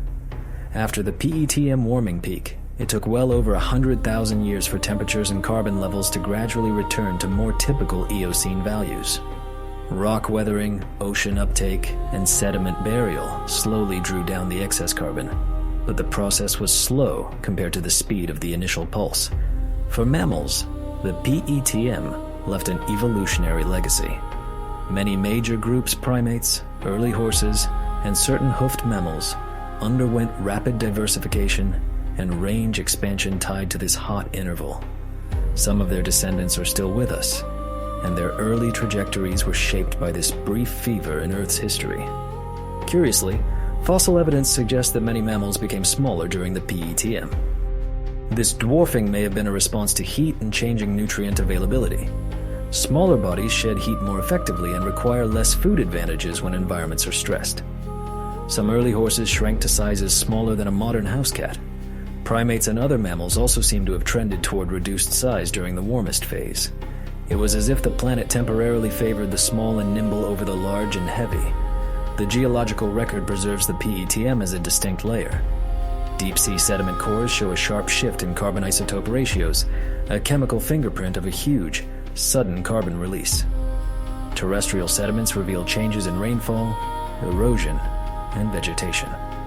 Fossil leaves from this time show alterations in size, shape, and distribution, reflecting forests under stress and reorganization. Although the PETM eventually ended, it left a permanent imprint. When temperatures cooled again, Ecosystems did not fully revert to their previous state. The lineages that had spread and adapted during the heat wave continued forward. Horses grew larger again. Primates radiated further. Hoofed mammals diversified into new forms. The post-PTM world was not simply a return to the old normal, but the establishment of a new baseline shaped by the survivors and the path they had taken through this brief furnace. From our vantage point, the PTM is both a mystery and a warning. It demonstrates how sensitive Earth systems can be to rapid carbon injections and how long recovery can take. It also shows that life is resilient and creative, but not invulnerable. Some groups flourished, others vanished. The pattern of winners and losers was deeply tied to how quickly each could adapt. If you imagine Earth during this heat wave, picture a world with no permanent polar ice, crocodiles in Arctic rivers, rainforests stretching across continents, and mammals on the move, spreading into new lands. Imagine warmer, more acidic oceans, with altered currents and changing food webs. Imagine small horses darting through dense forests, primates venturing into unfamiliar trees, and early whale ancestors exploring the coastal shallows that would one day lead them into the open ocean. It was a world lush and vibrant, but also unstable. A feverish Earth that would eventually cool, but never completely forget what it had experienced. As the Eocene warmth gradually began to ease, Earth tilted slowly toward cooler conditions. The dominance of forests that had wrapped the globe began to waver. For tens of millions of years, trees had defined the land. Mammals evolved in their shade climbing, browsing, hiding under dense canopies. But climate never stands still. By the Oligocene and Miocene, Earth was changing in ways that would reshape ecosystems profoundly. Grasslands started to spread first as small, open patches within forests, then as sweeping expanses across continental interiors. With them came a transformation in how animals fed, moved, and lived. It was the rise of the grazers. And with the grazers came a new tempo on land. Grasses themselves had existed since the time of dinosaurs, but for a long while they were minor players, tucked into clearings or along riverbanks. They were hardy plants, capable of withstanding drought, grazing, and fire. Yet in an Earth dominated by trees, they remained secondary. As climates cooled and in some areas dried, forests pulled back, especially away from continental interiors. Light reached the ground more often, rains became more seasonal, and open habitats expanded. In those new spaces, grasses spread quickly, forming the first true grasslands. These new ecosystems were unlike anything Earth had seen before, and animals responded in waves. For herbivores, grasslands posed a serious challenge. Grasses are tough. They contain silica particles within their leaves that act like tiny bits of glass, wearing down teeth. Mammals accustomed to browsing soft leaves or eating fruit found grass hard to process. Over time, many grazing mammals evolved new dental adaptations. High-crowned, hypsodont teeth appeared in multiple lineages, allowing them to grind abrasive grasses without wearing out their teeth too quickly.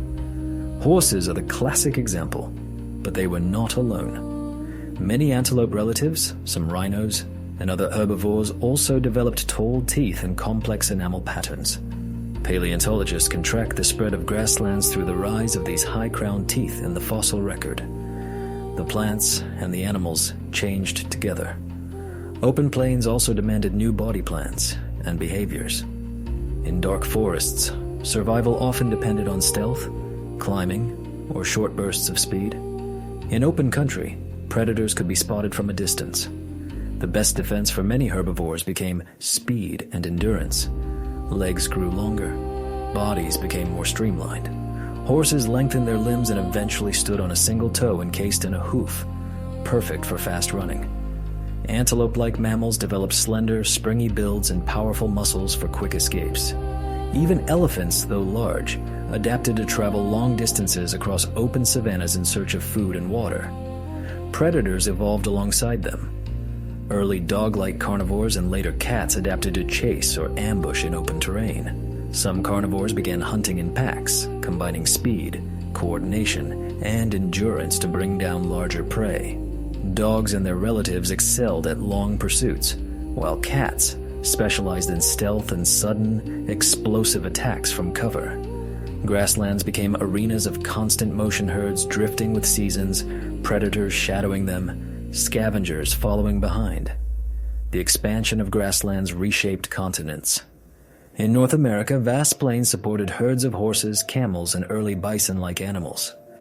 In Africa, early bovids, elephants, and giraffe ancestors spread across open savannas. In Eurasia, immense steppes formed, home to rhinos, gazelle-like ungulates, and the ancestors of many modern grazing animals. South America, still isolated for much of this time, developed its own distinct grazers, large relatives of rodents and sloths, and unique hoofed mammals unrelated to northern lineages, but occupying similar ecological roles. Wherever grasses took hold, grazers followed. And wherever grazers assembled, predators, scavengers, and smaller opportunists formed complex, interlocking webs of life. What made grasses so transformative wasn't only their toughness, but how they grow. Unlike many plants that grow from the tips of their stems and leaves, grasses grow from their base. When grazers bite them down, the growing point often remains intact underground or near the soil surface. This means grasses can withstand heavy grazing and quickly regrow. Instead of being destroyed by herbivores, they thrive under their pressure. Herds of grazers keep grasslands open by trampling young trees and devouring seedlings, while grasses continuously recover, feeding those same herds in a self-reinforcing cycle. Deep, fibrous root systems also made grasses powerful shapers of soil. They stabilized ground, prevented erosion, and stored large amounts of carbon underground. Over time, this influenced the carbon cycle, contributing to the continued cooling and drying trends that favored even more open habitats. In this way, grasses participated actively in planetary change. They weren't just responding to climate, they were helping to create the conditions under which they flourished. From a distance, these new plains must have been striking. Instead of towering closed canopies and shadowed understories, there were broad waves of green or golden stalks rolling in the wind. Herds moved across them, sometimes in numbers so large that the ground seemed to ripple. Predators watched from low rises or stalked through the cover of tall grass. Birds took advantage of this new world too. Many ground-nesting species evolved. Others followed herds to feed on insects stirred up by hooves. Raptors patrolled the skies above, searching for rodents, hares, and smaller birds. Insects themselves were abundant: grasshoppers, beetles, pollinators, creating a constant hum of life. The rise of grasslands and grazers also prompted changes in mammalian social behavior. Herding became more common among large herbivores, offering safety through numbers and many eyes to watch for predators.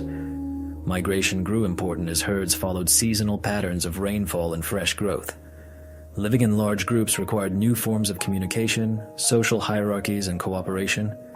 Predators adapted accordingly. Some evolved pack hunting, coordinating attacks across wide, open spaces. Others specialized in stalking in short ambushes along riverbanks or in scattered woodlands. By the Miocene, roughly 20 million years ago, grasslands had become dominant in many parts of the world. It was a golden age of grazers. Horses diversified into numerous species, some still small and forest-adapted, others tall, long-legged runners. The ancestors of modern antelope, deer, and cattle spread widely.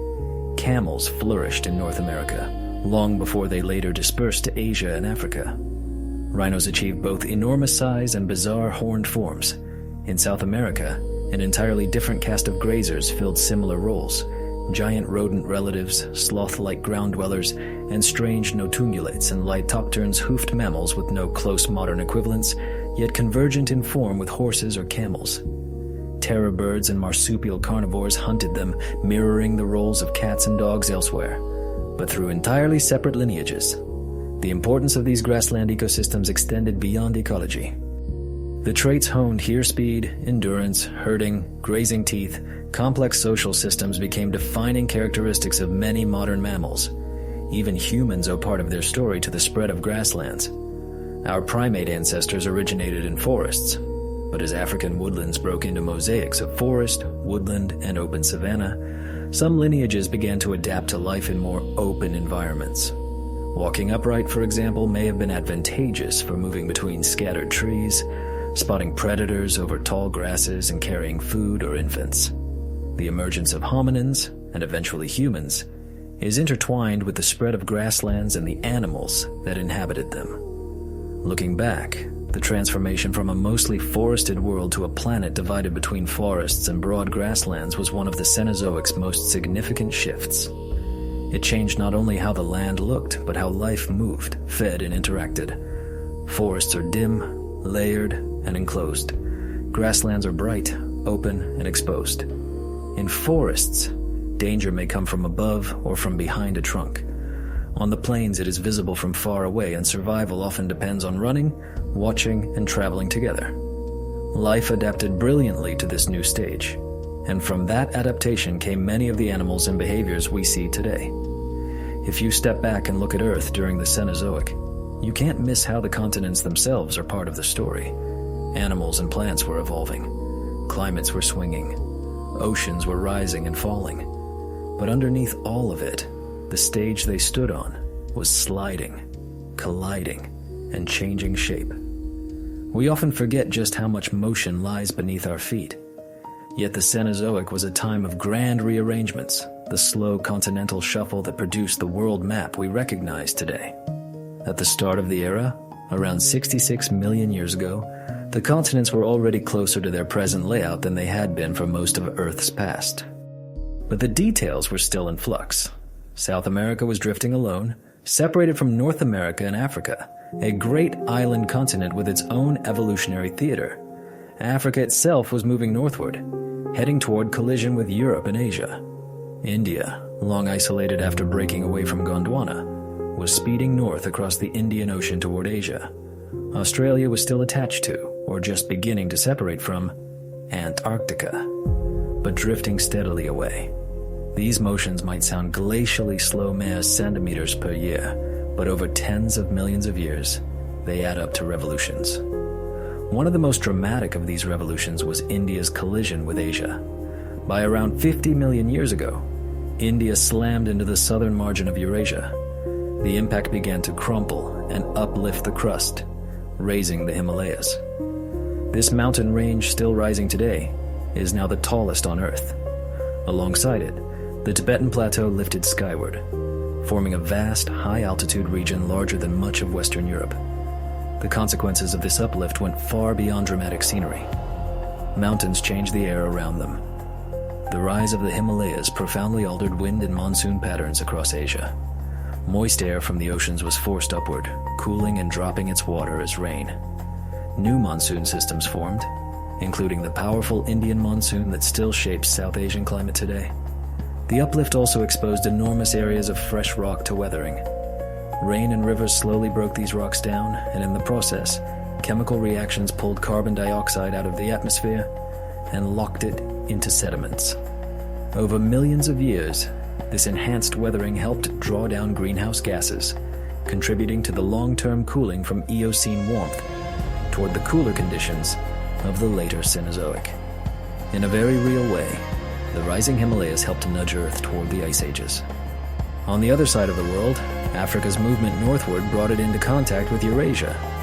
As it collided, ancient ocean basins closed and new mountain ranges formed. The once vast Tethys Sea, which had separated northern and southern continents, narrowed and eventually gave way to mountain belts and inland seas. From this collision emerged ranges such as the Alps and the Zagros, among others. Each step in the closure of the Tethys reshaped coastlines, altered ocean currents, and changed migration routes for marine life. As seaways closed, old marine pathways vanished, while new land connections formed, allowing animals to cross between regions that had previously been separated. Australia's separation from Antarctica had equally profound implications. As these two continents pulled apart, open ocean gradually encircled Antarctica.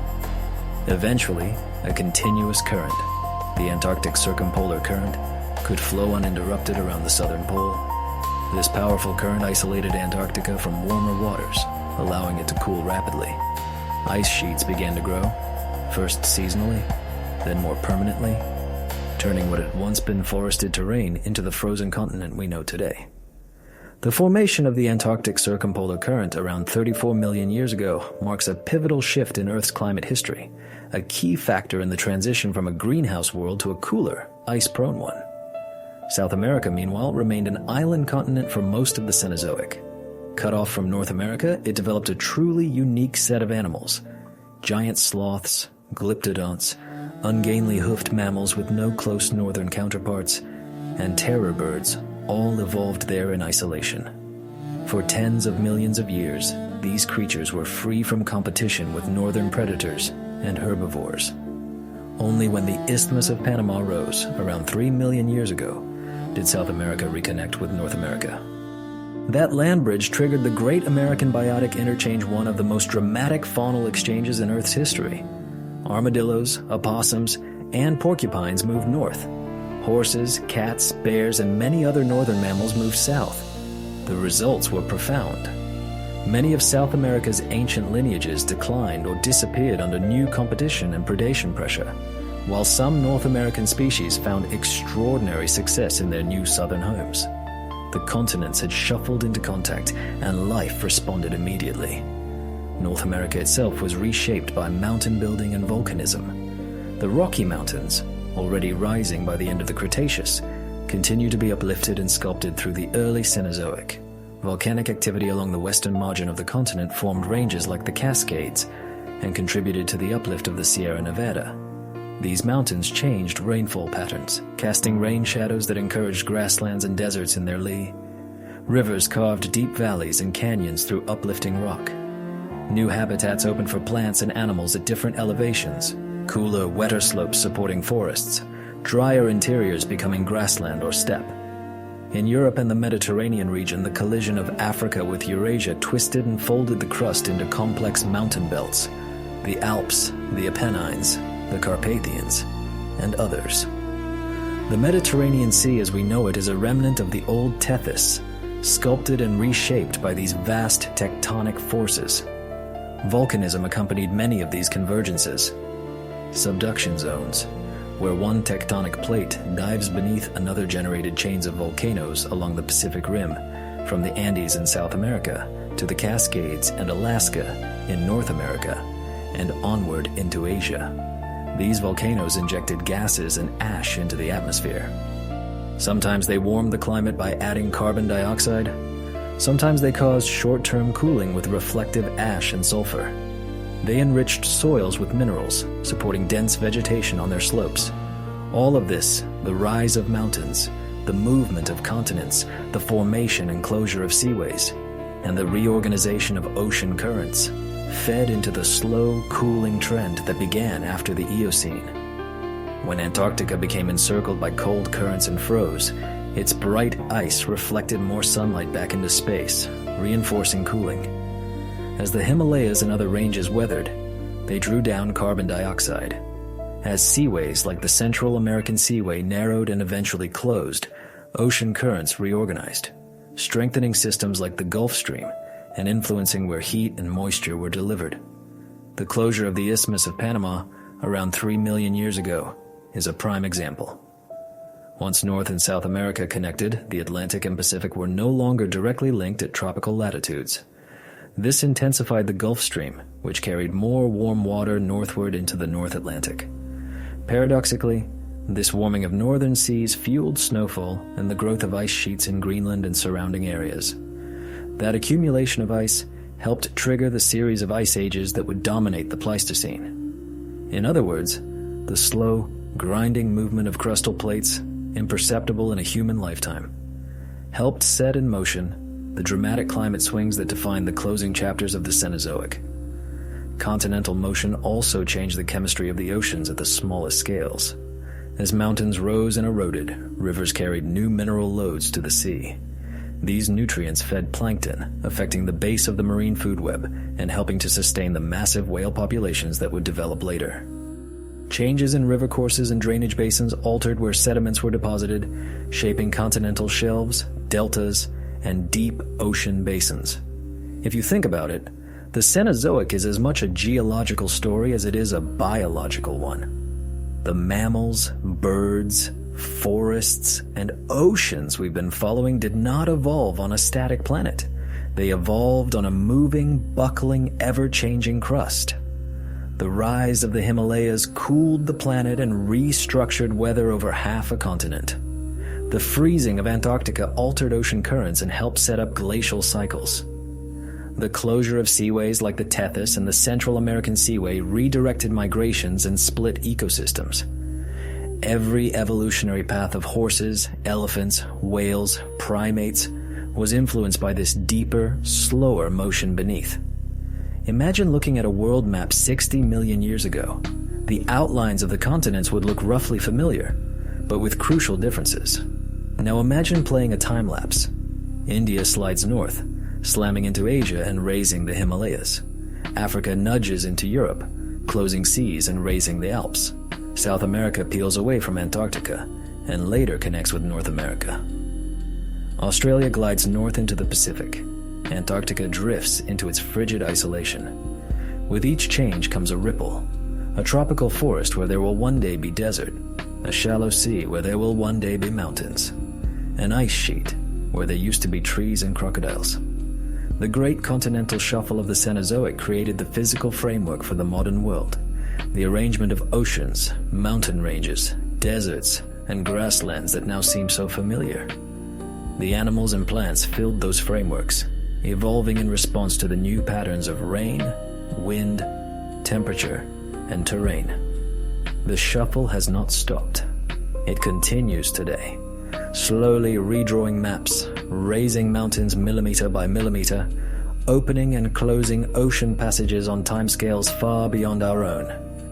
And in the age of mammals, that quiet motion was one of the decisive forces guiding the whole story of life. When the dinosaurs disappeared, it wasn't only mammals that looked around and saw new possibilities. Another group, very closely related to dinosaurs, also stepped into the open spaces and began to explore them in unexpected ways. Birds descendants of small feathered theropods had already been around for millions of years by the time the asteroid hit.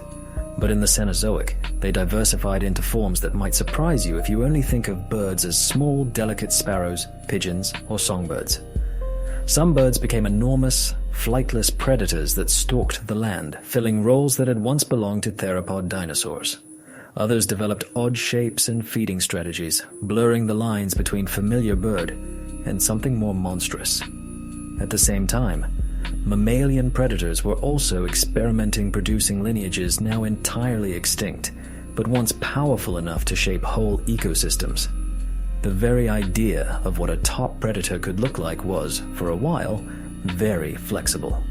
In South America, where isolation prevailed for much of the Cenozoic, the apex hunters weren't cats or dogs, but birds. These were the Forus racids, more dramatically known as terror birds. Some terror birds stood nearly 3 meters, about 10 feet tall, towering over most mammals around them. They had long, powerful legs built for running, strong necks, and huge hooked beaks capable of delivering crushing blows. Picture one of them striding across an open plain, chasing down a smaller mammal, pinning it to the ground with sharp claws, then hammering it with its beak. These birds had no real use for flight. Their strength lay in speed and impact. For nearly 60 million years, they were among the dominant predators in South America, their reign ending only after the continent connected to North America and placental mammalian carnivores arrived. Elsewhere, other giant birds appeared. In Eocene Europe, for example, there were enormous birds such as Gastornis, formerly called Diatryma. These birds stood close to human height, with big, deep beaks. For a long time, scientists debated whether they were carnivores or herbivores. Their formidable size and beak strength suggested the possibility of a predator, but some evidence points instead to a diet of tough plant material. Regardless, their imposing presence would have dominated the ecosystems they inhabited. Predation in the Cenozoic was never just the work of birds. Mammalian predators were undergoing their own experimental phase. Before true carnivores like modern cats and dogs took over, the creodonts ruled many regions. Creodonts are an entirely extinct order of carnivorous mammals that looked somewhat like wolves or hyenas in body shape, but were not closely related to them. Some were small, weasel-sized insect hunters, Others were large, heavy-set beasts with powerful jaws and shearing teeth suited for slicing flesh. For tens of millions of years, creodonts were the top land-based predators in North America, Europe, Africa, and Asia. If you lived as a herbivorous mammal in the Paleocene or Eocene, the main threat stalking you was likely a creodont, not a cat or dog. Later, as the Eocene and Oligocene progressed, other unusual mammalian predators emerged. One of the most famous is Andrewsarchus, known mostly from a massive skull discovered in Mongolia.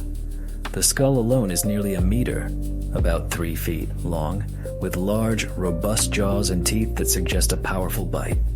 The body of Andrewsarchus is still somewhat speculative, but it may have resembled a huge, long-headed wolf or a strange, pig-like predator. Whatever its exact appearance, Andrewsarchus was likely one of the largest terrestrial carnivorous mammals that ever lived. Whether an active hunter, a scavenger, or something in between, it would have been a formidable presence in its environment. As time went on, true carnivorans, the order that includes modern cats, dogs, bears, weasels, and hyenas, began to take over predatory niches. Early members of this group started small, but gradually expanded into larger roles. Some evolved cat-like traits, sharp, retractable claws, flexible spines, and powerful hind limbs. Others became more dog-like, long-legged, endurance runners suited for chasing prey across open ground. Even within this emerging carnivoran dominance, there were odd branches. Nimravids, sometimes called false saber-toothed cats, belonged to a separate family but converged in form with true felines. They developed elongated, blade-like canine teeth and muscular bodies suited to ambush hunting. Hyenalurids, giant carnivorous relatives of earlier creodonts, grew to lion size or larger, prowling Africa and Eurasia with crushing jaws and high-endurance builds. Many of these predators seem almost imaginary-like, something out of a myth, until you see their fossils. In the oceans, predators experimented with odd forms as well.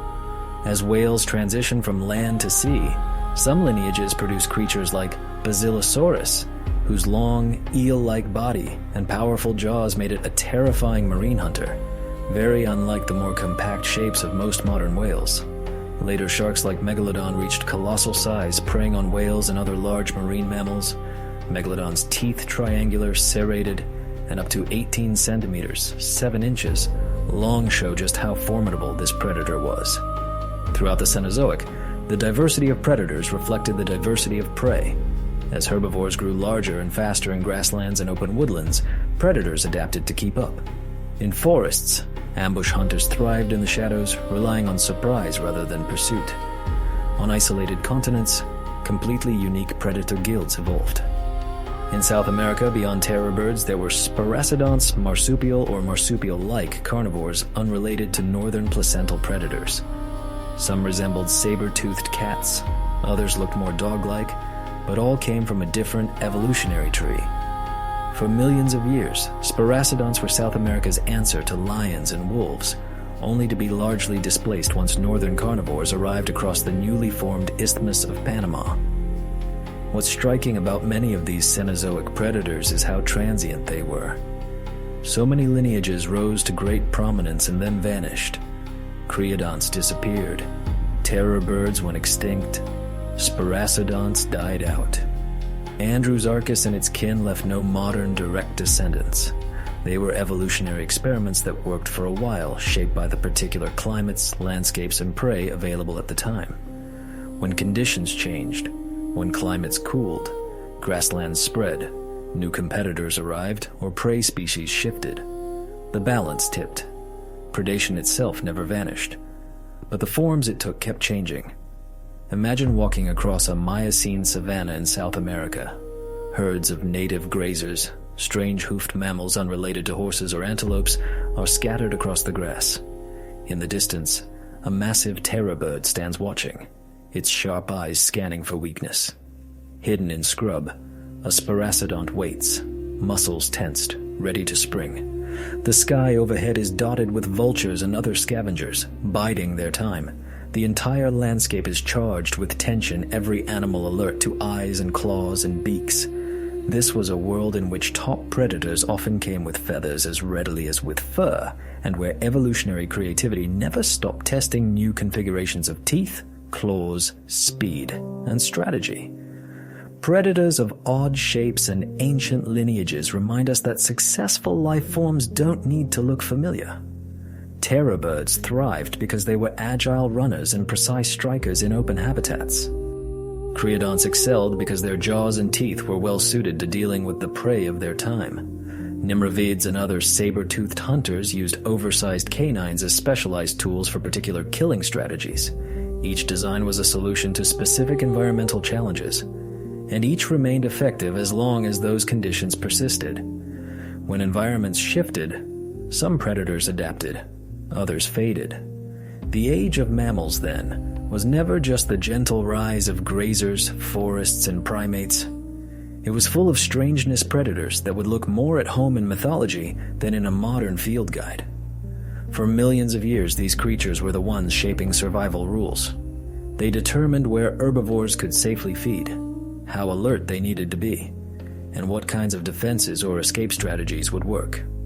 Their disappearance makes the ancient world feel more distant, but the marks they left linger. In the speed of antelopes, in the wariness of herd animals, in the ways modern predators stalk and chase, there are faint echoes of those earlier, stranger hunters. The story of the Cenozoic can't be told fully without them. They were the counterweight to the vast herds, the test of every evolutionary innovation among plant eaters, and the ever-present danger in forest shadows and on open plains. Though most of these predators are gone, their legacy lives on in fossils, in the behavior of modern animals, and in the reminder that the forms life can take are far broader and wilder than the small sample that happens to be alive right now.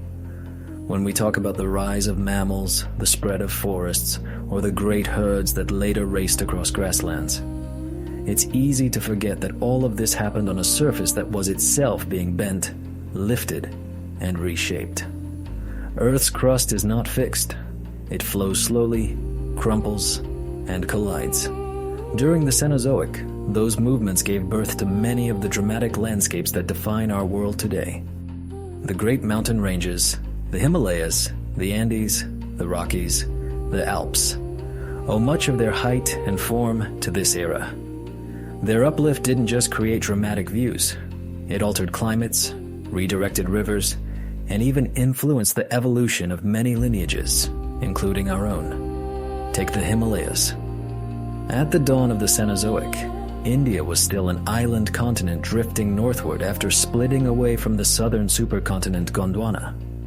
It moved quickly in geological terms, racing north across the Indian Ocean.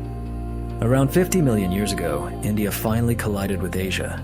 The impact didn't happen all at once. It was a prolonged, grinding convergence, but the effect was to crumple rock on an enormous scale. Layers of oceanic sediments and continental crust were thrust upward, producing the Himalayas.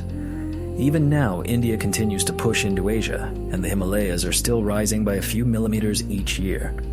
Mount Everest, K2, and the other towering peaks of the range are the visible expression of that ongoing collision. But the Himalayas' influence extends far beyond their summits. As they rose, they began to shape regional and global airflow. The mountains forced moist air masses upwards, driving heavy rainfall on their southern slopes and contributing to the development and intensification of the Asian monsoons. The uplift also exposed enormous new surfaces of fresh rock to weathering. Rainwater and carbon dioxide combine to form weak acids that break down rock minerals. Over long timescales, this chemical weathering pulls carbon dioxide from the atmosphere and locks it into sediments and dissolved ions carried to the ocean. As the Himalayas and the adjacent Tibetan Plateau rose and weathered, they helped draw down atmospheric CO2, contributing to the gradual cooling trend that would eventually give Earth its ice sheets and glacial cycles. On the western edge of South America, another massive mountain-building event unfolded. The oceanic Nazca Plate has been subducting beneath the South American plate throughout the Cenozoic, pushing up the Andes. The Andes now stretch thousands of kilometers from Venezuela to Patagonia, forming one of the longest mountain ranges on Earth. Their uplift created a dramatic array of habitats. moist eastern slopes nurturing parts of the Amazon rainforest, high plateaus like the Altiplano, where life adapted to thin air and cold, arid western slopes and coastal deserts in the rain shadow, such as the Atacama, one of the driest places on Earth. The Andes redirected river systems as well. Before they rose, drainage patterns in South America were very different. As the range grew, it blocked westward flowing rivers and helped set up the modern Amazon basin.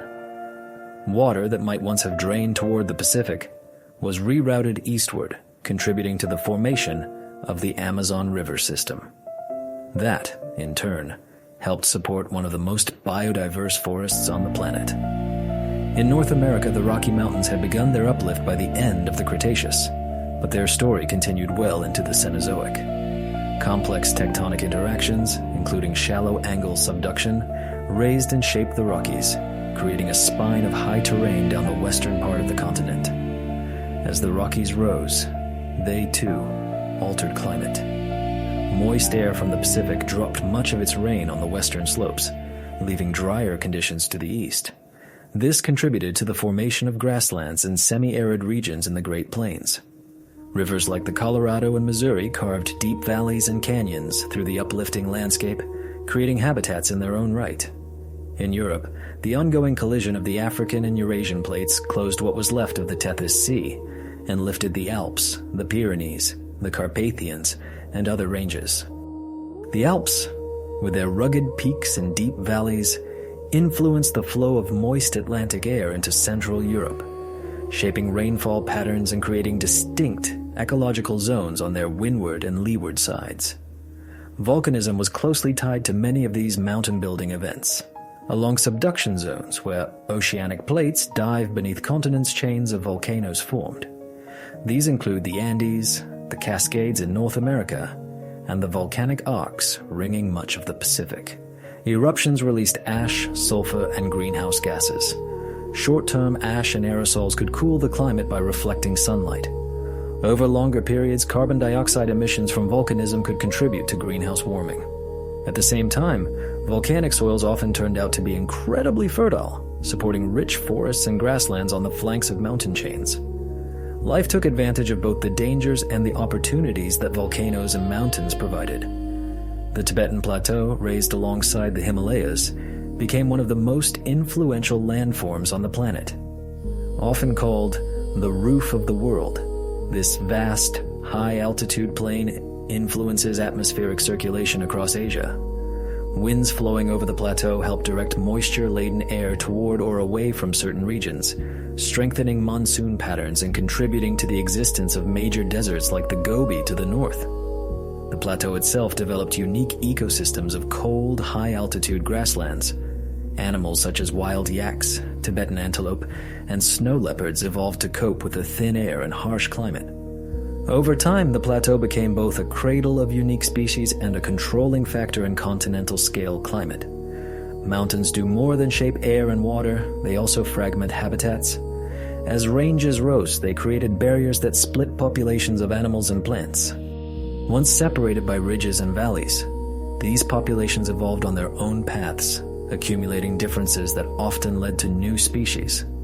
Valleys and isolated slopes created microclimates, cool, warm, dry, or wet pockets that house distinct communities of life. The very act of lifting rock toward the sky encouraged biological diversity by breaking continuous ranges into mosaics. Rivers, fed by melting snow and rain on these rising peaks, also became powerful sculptors of landscapes. The Indus, Ganges, Yangtze, Amazon, and countless other rivers owe much of their course, volume, and sediment load to the mountains they drain. These rivers built fertile floodplains, estuaries, and deltas that supported dense plant growth and later human civilizations. They carried sediments to the seas, building up continental shelves and deep-sea fans where marine life could flourish. Over millions of years, glaciers carved cirques, U-shaped valleys, and jagged ridges into the high mountains. Especially in the later Cenozoic, as climates cooled, ice became a major sculpting tool. Glaciers deepened valleys, scraped away soil and rock, and left behind moraines and lakes when they retreated.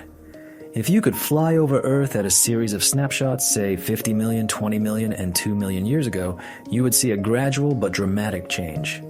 Early on, mountain ranges would be lower, smoother, and less extensive. Later, jagged peaks, deep valleys, and wide plateaus would dominate many regions. By 2 million years ago, glaciers would be scouring the higher ranges, and ice would begin to play a central role in the overall climate narrative. Mountains are not just the products of deep time, they are also its archives. Locked in their rocks are fossils of ancient seas, traces of long-vanished forests, and chemical signatures of past climates. As uplift exposes older layers, geologists and paleontologists can read deeper into Earth's history. Thus, the mountains raised in the Cenozoic are both a result of the era's tectonic drama and a window back into worlds that existed long before it. The Cenozoic, then, was not only the age of mammals, it was also an age of reshaped landscapes. The Himalayas rose over Asia. The Andes grew along South America's spine. The Rockies formed the backbone of Western North America. The Alps and other European ranges arched upward. Each of these ranges became more than stone. They became climate machines, water towers, barriers, corridors, and laboratories of evolution. Without them, the paths of climate, rivers, ecosystems, and even human history would have looked utterly different. The slow but relentless shifting of plates provided the motion. Mountain building provided the drama. Together they created the physical world in which the age of mammals and eventually human civilization could unfold. The early Cenozoic had been a greenhouse world, a planet wrapped in warmth, where forests stretched into polar latitudes and crocodiles swam in northern rivers. But that warmth was not permanent. Over tens of millions of years, the balance of Earth's climate began to tip. What had been a lush, nearly universal green slowly gave way to sharper contrasts. Dry zones where rain once fell regularly, grasslands where forests had once dominated, and eventually ice where none had existed for a very long time. This transformation was gradual and uneven, with periods of relative stability punctuated by sudden shifts. But the long arc is clear. Earth was cooling, and the winds of change were sweeping across continents and seas. The first signs of this shift emerged after the Paleocene-Eocene thermal maximum, as Eocene temperatures began a slow, irregular decline. For a time, the planet remained warm by modern standards, but the peak heat was behind it. By about 34 million years ago, at the boundary between the Eocene and the Oligocene, the cooling accelerated. Several deep processes drove this shift: continents changing positions, new ocean currents forming, and ongoing mountain building altering the chemistry of the atmosphere. One of the most important steps was the isolation of Antarctica. As South America and Australia moved farther away, the Southern Ocean opened around the Antarctic continent. This allowed a continuous ring of water, the Antarctic Circumpolar Current, to flow unimpeded around the pole. This current effectively walled off Antarctica from warmer waters to the north. Isolated, the continent cooled. Snow that fell did not fully melt, and over time, ice sheets began to accumulate. Within a relatively short interval in geological terms, Antarctica changed from a green forested land with temperate ecosystems to a frozen continent buried under kilometers of ice. Its ancient forests and animals were wiped out or forced to retreat northward. The Antarctica we know today, icy, dry, and harsh, was born in that transition. Once large ice sheets formed, they became powerful climate players. Bright ice and snow reflect much of the sunlight that hits them back into space, reducing the amount of heat absorbed by Earth's surface. This albedo effect reinforced the cooling. At the same time, the rising Himalayas and Tibetan Plateau were continuing to weather. As erosion and chemical breakdown of fresh rock proceeded, carbon dioxide was slowly drawn out of the atmosphere and locked into sediments or ocean chemistry. Less greenhouse gas meant less heat retained in the atmosphere. These two processes, Antarctica's isolation and the uplift of major mountain ranges, worked together over millions of years, pushing the planet further from its earlier greenhouse state and closer to the ice-prone conditions of the later Cenozoic. The Oligocene world that followed looked noticeably different from the Eocene one. Forests retreated in many mid-latitude regions. Grasslands expanded. Seasonal climates became more common and more pronounced. Animals adapted. Herbivores further refined their teeth for grazing and browsing different types of plants. Predators adjusted their hunting strategies to more open terrain. Birds and insects shifted their ranges along with the vegetation. The Miocene continued this cooling trend, though with warm intervals and regional fluctuations. Grasslands became even more widespread. In Africa, many areas that had once been covered in continuous forest turned into a patchwork of woodland and savanna. This mosaic of habitats had enormous consequences for primates and their relatives. Lineages that remained tied to dense forests had to track shrinking woodlands or evolve new strategies. Some apes and monkeys stayed in trees. Others began spending more time on the ground, testing life at the forest edge or in open areas.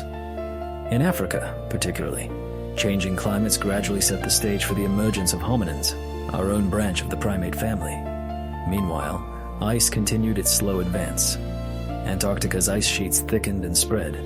Sea levels fell as more water became locked on land as ice. This exposed new coastal plains and altered coastlines worldwide. By the later Miocene and into the Pliocene, Greenland also started developing ice cover. It did not become fully glaciated all at once, but the growth of ice there added another major high-latitude ice mass to Earth's climate system. These polar ice sheets became engines of climate, influencing ocean currents, atmospheric circulation, and sea levels. Their growth and melt would later be central to the cycles of the Pleistocene ice ages.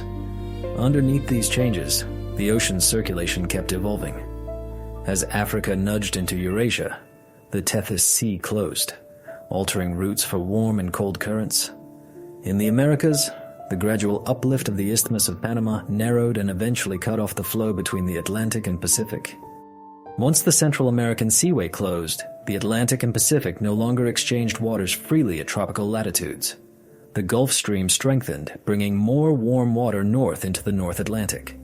Paradoxically, this delivery of warmth to high latitudes contributed to the growth of ice sheets there, because warmer oceans mean more evaporation, more moisture in the air, and thus, more snowfall in cold regions. As snow accumulated in places like Greenland and the surrounding Arctic, ice sheets grew and persisted.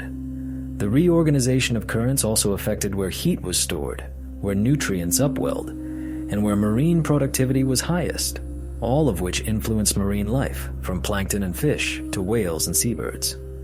On land, the cooling and drying trends left their mark in the distribution of biomes.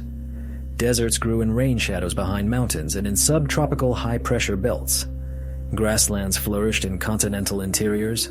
Forests retreated toward coasts, mountains, and equatorial zones where moisture remained abundant. Animals followed these shifting belts. Species that could adapt to new habitats persisted and diversified. Those tied to narrow climate bands sometimes disappeared or retreated into refugees. What emerges from this long story is the sense of a global machine. Mountains rising, rocks weathering, carbon being drawn down, continents sliding, currents changing, ice forming, and life responding at every step. The cooling world of the later Cenozoic was not a simple story of a planet just getting colder.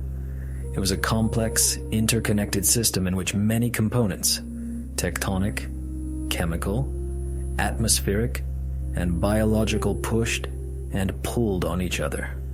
As we move closer to the Pliocene, and then the Pleistocene, the stage is set for even more dramatic swings. By about 2.6 million years ago, the climate system had shifted into a new mode, repeated large-scale glaciations in the northern hemisphere. The age of ice was about to begin in earnest. Glaciers would advance and retreat in grand cycles, reshaping landscapes and driving yet another round of adaptation and extinction. But all of that, the ice ages, the mammoths, the final rise of humans depended on the groundwork laid by tens of millions of years of slow cooling, mountain building, and oceanic reorganization. The winds of change had been blowing across the Cenozoic for a long time. As temperatures dropped and seasonal contrasts sharpened, life kept reinventing itself, finding new forms and strategies to match a world that was no longer uniformly warm and green, but increasingly patchwork, variable, and sometimes harsh. By the time Earth had cooled enough to grow large, persistent ice sheets and forests had given way to broad grasslands in many regions, the animals walking those landscapes were starting to look recognizably modern. The Cenozoic had opened with creatures that seemed half-experimental odd mammals with blunt teeth or peculiar horns, giant birds that looked more like monsters than like sparrows. But over millions of years, ecosystems shifted and animal body plans shifted along with them. By the Miocene and Pliocene, many lineages had taken on forms strikingly similar to those we know today.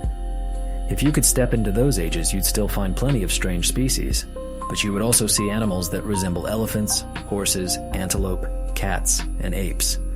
Horses are one of the clearest examples of this long transformation. In the early Eocene, their ancestors were tiny, forest-dwelling browsers, no bigger than a small dog. They had multiple toes, which helped spread their weight on soft, leaf-littered ground. Their diet consisted mostly of leaves and perhaps fruit, and they moved quietly through shady undergrowth. As forests retreated and grasslands spread, horses changed. Their teeth evolved from low, rounded crowns suited for soft leaves into high-crowned, durable grinders capable of handling abrasive grasses filled with silica. Their legs got longer, and over time their side toes shrank and disappeared, leaving them standing on a single enlarged toe sheathed in a hoof. By the Miocene, horses were sleek, long-legged runners built for speed across open plains. Although many different horse species existed, some larger, some smaller, their overall form is instantly recognizable to us. Elephants, too, gradually assumed their modern shape. Their early relatives, like Moeritherium, were smaller, semi-aquatic animals that looked somewhat like a cross between a tapir and a hippo, with only modest tusks and no long trunk as we know it. Over millions of years, their descendants diversified into a variety of proboscideans. Some had straight tusks, others curved or even spiraled. Their jaws and teeth evolved to handle tougher and more varied vegetation.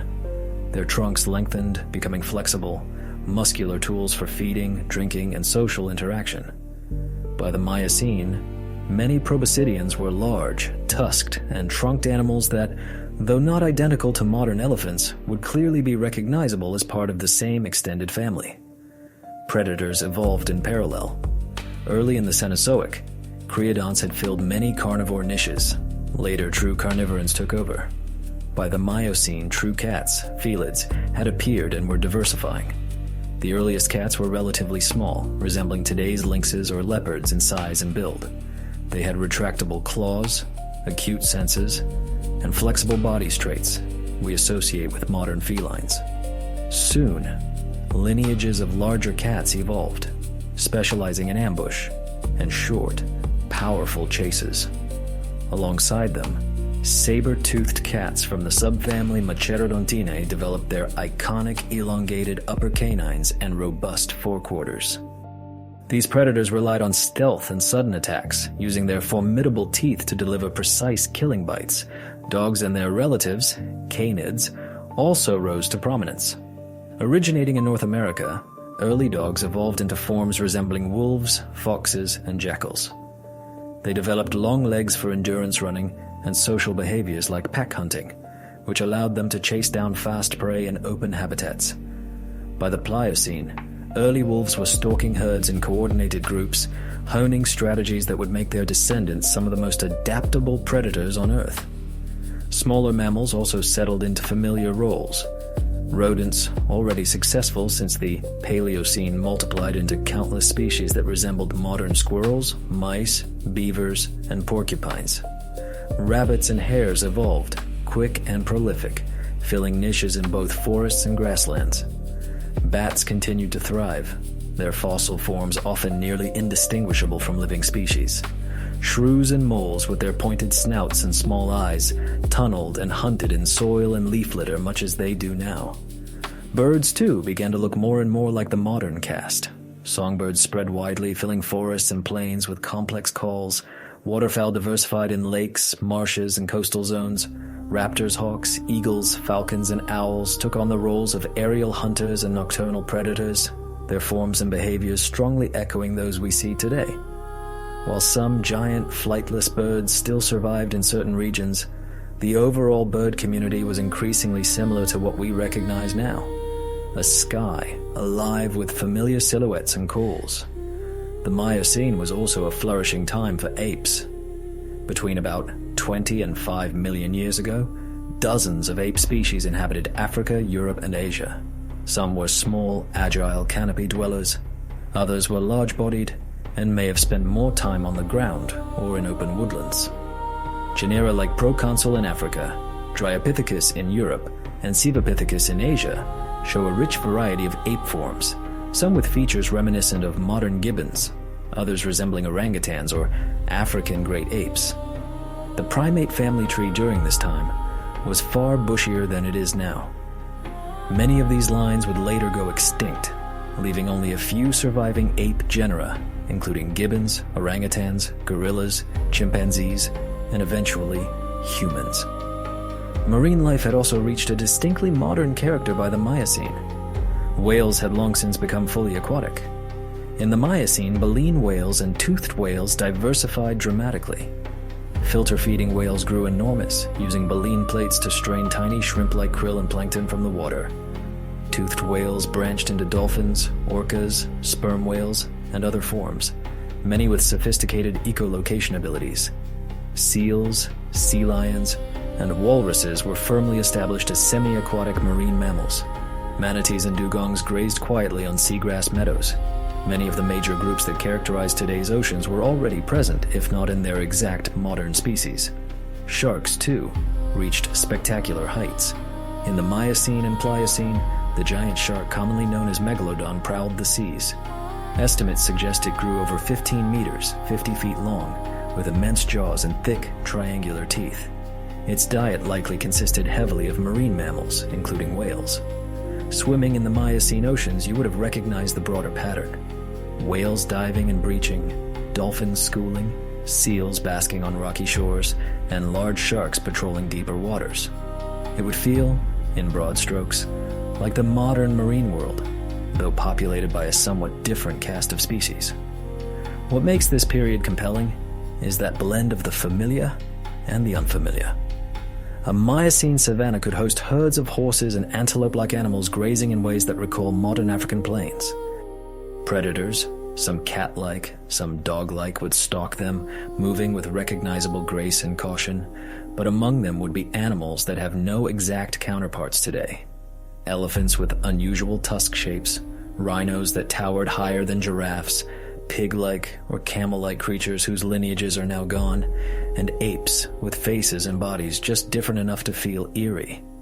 Behaviorally, many of these animals would also seem familiar.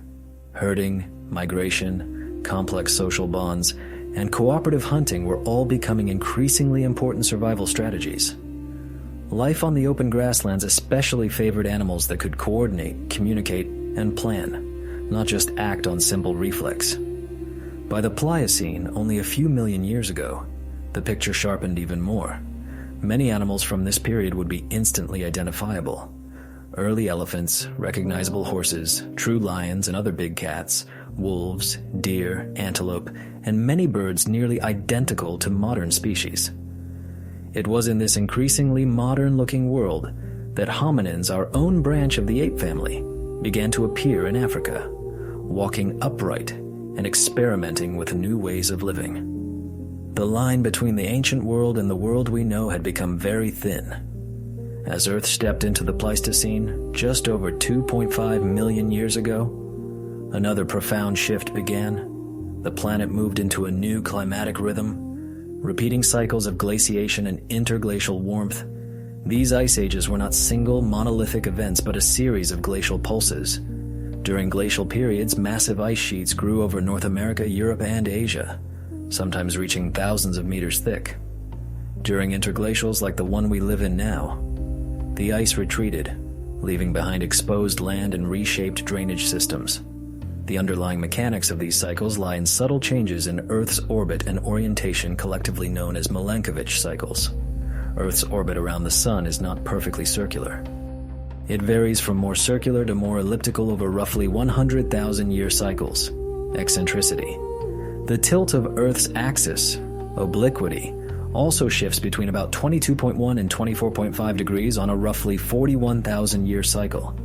Finally, the axis itself wobbles like a spinning top, precession, changing when in the year each hemisphere points most directly toward the Sun over cycles of about 19,000 to 23,000 years. These three cycles interact in complex ways to alter how much sunlight reaches different latitudes during different seasons. When summer sunlight in the northern hemisphere weakens due to a particular combination of these cycles, winter snow may not fully melt. Snow and ice accumulate year after year, forming and expanding glaciers and ice sheets. When orbital conditions shift back and summers strengthen, the ice melts and retreats. Starting around 2.6 million years ago, these orbital cycles began to drive large-scale glaciations in the northern hemisphere. Initially, the dominant rhythm followed the 41,000-year tilt cycle. Later, roughly in the last million years, the timing of major glacial cycles shifted to about 100,000-year intervals, closely linked to orbital eccentricity, though still influenced by all three factors. The ice ages profoundly reshaped the planet's surface. In North America, ice sheets advanced over Canada and large parts of the northern United States. They carved deep basins that would later fill as the Great Lakes. They scraped away soil and rock, leaving behind ridges, moraines, drumlins, and other glacial landforms. In Europe, ice covered Scandinavia and pushed southward into Germany, Poland, and beyond, sculpting fjords, valleys, and plains. In Asia, glaciers dominated Siberia and high mountain regions, particularly the Himalayas and neighboring ranges. Even areas that were never directly under ice felt the impact. Wind-blown dust, loess, accumulated in large deposits. Deserts expanded, grasslands shifted positions. Climate zones moved back and forth as ice advanced and retreated. For animals and plants, each glacial pulse demanded adaptation. Some species moved south to stay within suitable climates. Others tracked shifting habitats along elevation gradients. Some evolved new traits for cold tolerance, thicker fur, fat reserves, or behavioral strategies like huddling and migration. Species that could not adapt or relocate often perished.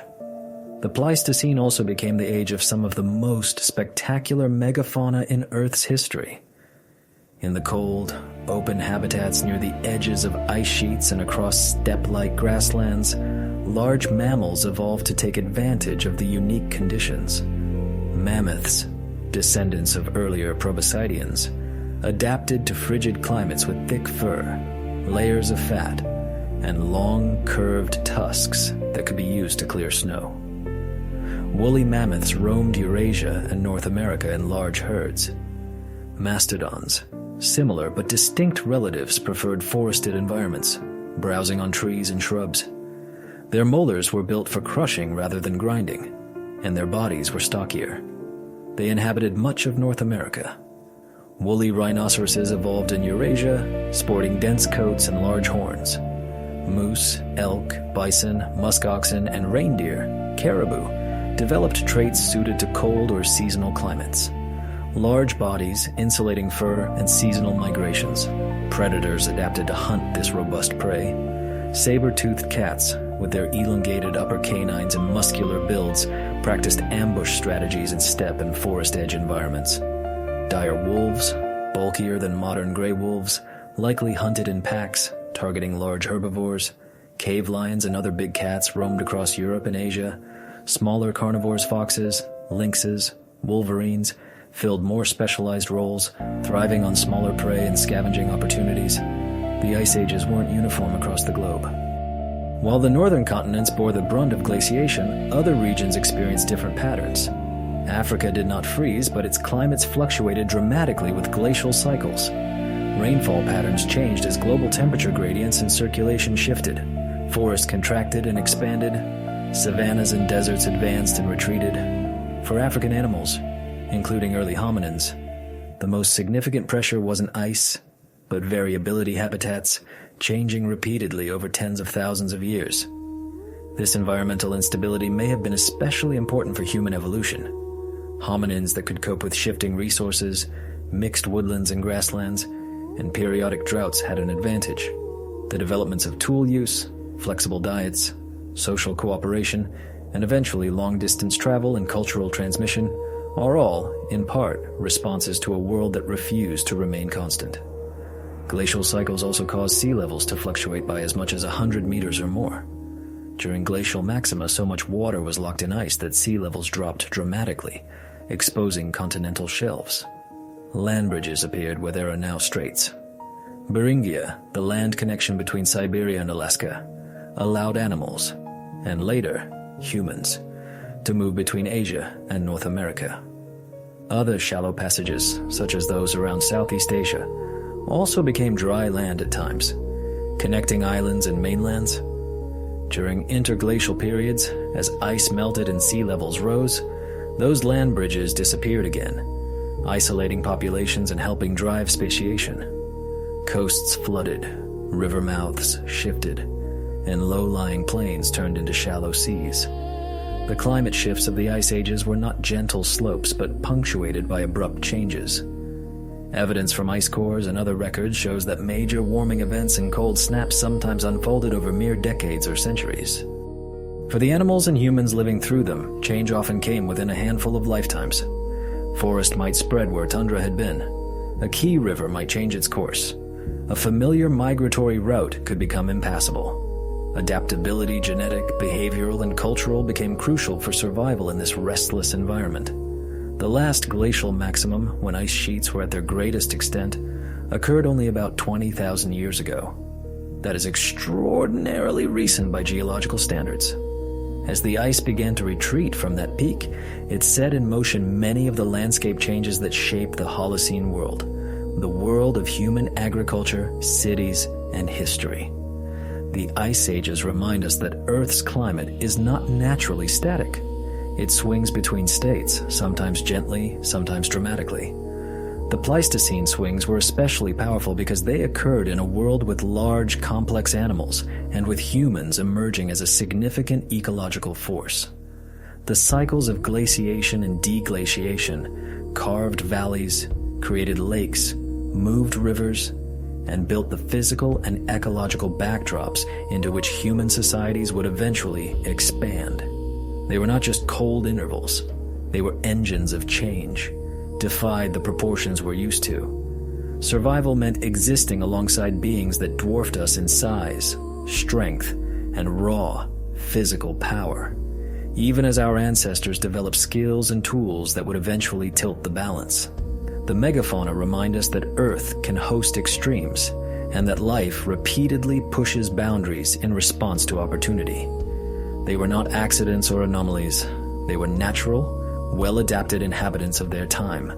Their disappearance marks one of the great turning points near the end of the Cenozoic, reshaping ecosystems just as humans achieved global reach.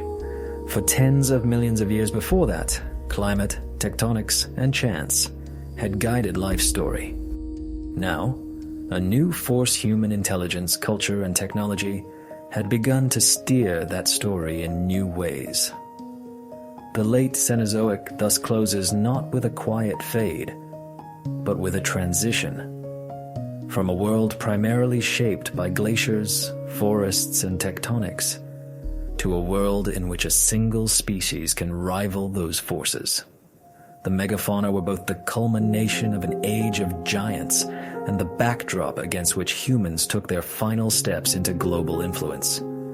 Their bones, preserved in permafrost, tar pits, and cave deposits, still speak of a time when the line between myth and reality was just a matter of scale. High plateaus. Some groups adapted to life at high altitudes, as Tibetan populations still show today in their physiology. In Australia, humans arrived tens of thousands of years ago, navigating open water and settling a continent filled with unique megafauna and challenging climates. In the Americas, humans arrived later, likely by way of Beringia and/or coastal routes, spreading from the far north all the way to the southern tip of South America within just a few thousand years. Along the way, they encountered giant ground sloths, mastodons, gomphotheres, giant armadillos, and more. Everywhere humans went, they brought new kinds of pressure and new kinds of change. They hunted, used fire to manage vegetation, built shelters, and eventually began to domesticate plants and animals. Unlike other animals, humans could adapt not only through biological evolution, but through cultural innovation, changing their tools, social structures, and strategies within a single lifetime, and passing those changes to their offspring. By the end of the Pleistocene, Homo sapiens had become a planetary species. Small bands of hunter-gatherers lived on every major continent except Antarctica.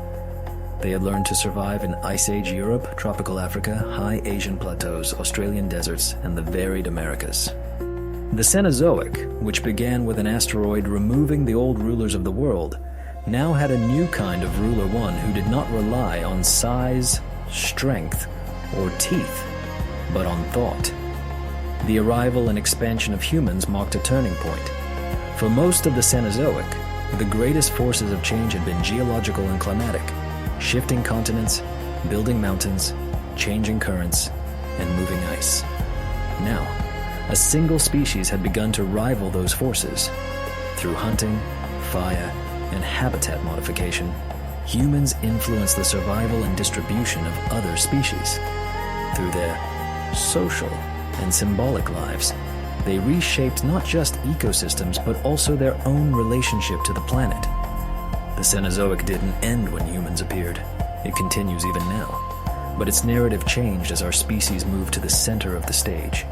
The last great glaciation ebbed, the Holocene dawned, and with it came a new kind of Chapter 1, defined increasingly by what humans did with the world they inherited. Fertile soils and reliable water sources. As people grew more food than they could eat immediately, surpluses accumulated. Surplus allowed population growth and specialization.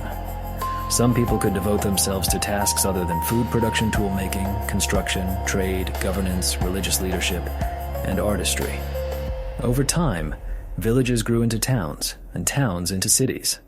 Along great rivers like the Nile, the Tigris and Euphrates, the Indus, and the Yellow River, early civilizations arose. They built irrigation canals, temples, palaces, and walls. They developed writing to record harvests, laws, rituals, and stories. They created complex social hierarchies and networks of long-distance trade. All of this depended on the relatively stable climate of the Holocene. The regular cycle of seasons, the predictable availability of rainfall within broad limits, and the absence of massive, rapidly advancing ice sheets allowed agriculture to flourish over many generations. Ecosystems changed as human influence expanded. Forests were cleared to make fields and pastures. Wetlands were drained. Fire was used to manage landscapes, encourage certain plants, and clear land. Domesticated animals were moved beyond their original ranges, grazing and trampling in new regions. Plants, too, were spread widely. Wheat, originally Middle Eastern, eventually grew from Europe to Asia and beyond. Maize, domesticated in the Americas, spread around the world after humans connected the continents through ocean travel. Human societies began to alter the biosphere in subtle but accumulating ways, changing species distributions, reducing some wild populations, encouraging others, and reshaping the structure and composition of entire ecosystems. The Holocene was not without its own climatic fluctuations. There were periods of regional drought and cooling, such as the 8.2 thousand-year event, and the so-called Little Ice Age in the last millennium. These shifts sometimes contributed to the rise or fall of civilizations, as water supplies, crop yields, and trade routes were affected. Yet, compared to the vast swings of the Pleistocene, the Holocene's climate has been remarkably gentle and steady. It provided a window in which human cultures could develop agriculture, cities, writing, and complex technologies. As human populations grew and societies became more interconnected, our influence on the planet deepened. We began mining metals, cutting down forests on larger scales, diverting rivers, and later, burning fossil fuels that had accumulated since the deep past. In just the last few centuries, a blink within the blink of the Holocene, we have dramatically accelerated those changes. Carbon once locked in ancient plants and sediments has been released into the atmosphere. Species have been transported across oceans intentionally and accidentally. Urbanization, industrial agriculture, and intensive resource extraction have reshaped land, water, and air. Many scientists now argue that we have entered a new kind of epoch altogether, an Anthropocene, defined by human influence as a dominant force on Earth's systems. Whether or not the Anthropocene is formally recognized as a geological epoch, the idea captures an important truth. In the late Holocene, humans became agents of planetary-scale change. If you look back across the Cenozoic, the Holocene feels impossibly short. Yet in that short span, the entire recorded history of human civilizations fits. The first fields and herds. The rise and fall of ancient empires. The spread of major religions and cultural traditions. The voyages that linked Old World and New World. The Industrial Revolution. The Digital Age. All of it layered over landscapes shaped by ice sheets, mountains, rivers, forests, and grasslands that took tens of millions of years to form. To walk through a Holocene landscape at its dawn, say 10,000 years ago, you would see a world still rich with wild animals, bison, wild horses, aurochs, deer, and other large mammals roamed across Eurasia. Elephants, giraffes, and antelopes still moved across much of Africa. North America still held bison, deer, and many other species, though many of the largest Pleistocene giants were gone. Humans lived in small villages or as mobile bands. They were beginning to plant fields, domesticate animals, and alter their surroundings more intensively. Smoke might rise from a controlled burn rather than a natural fire. Stone tools were still common, but pottery and early metallurgy were on the horizon in some regions. From that quiet beginning, the pace of change accelerated again and again. In the context of the Cenozoic, the Holocene is a brief, warm interglacial, likely one of many such intervals in the long pattern of Ice Age cycles. Without human influence, Earth's orbit and tilt would probably carry it over tens of thousands of years into another glacial period. But human-driven changes to atmospheric greenhouse gases may alter or delay that natural rhythm. Our species has become deeply entangled with the climate system and the future path of the Cenozoic. The Holocene, then, is both an ending and a beginning. It closes the great Ice Age drama of the Pleistocene and opens a chapter in which one species, shaped by forests and grasslands, ice and fire, begins to reshape the planet in return. In this last breath of the era, the story of the Cenozoic becomes tightly interwoven with our own. A new story began. Mammals, once small and mostly hidden, crept back into the open. Birds surviving dinosaurs in feathered form took to the skies. Forests regrew, oceans calmed, and life, once again, found ways to thrive. From that moment until now, the Cenozoic has been an age of renewal, experimentation, and transformation. It has carried us all the way from that shattered world to the present one. It is tempting to picture time as a straight line with clear stages, but the Cenozoic feels more like a sequence of waves, each one rising, cresting, and receding. In the Paleocene, the first wave of mammals testing every species' ability to adapt. Mammoths, saber-toothed cats, giant sloths, and many others filled the stage, even as early humans learned to survive alongside them.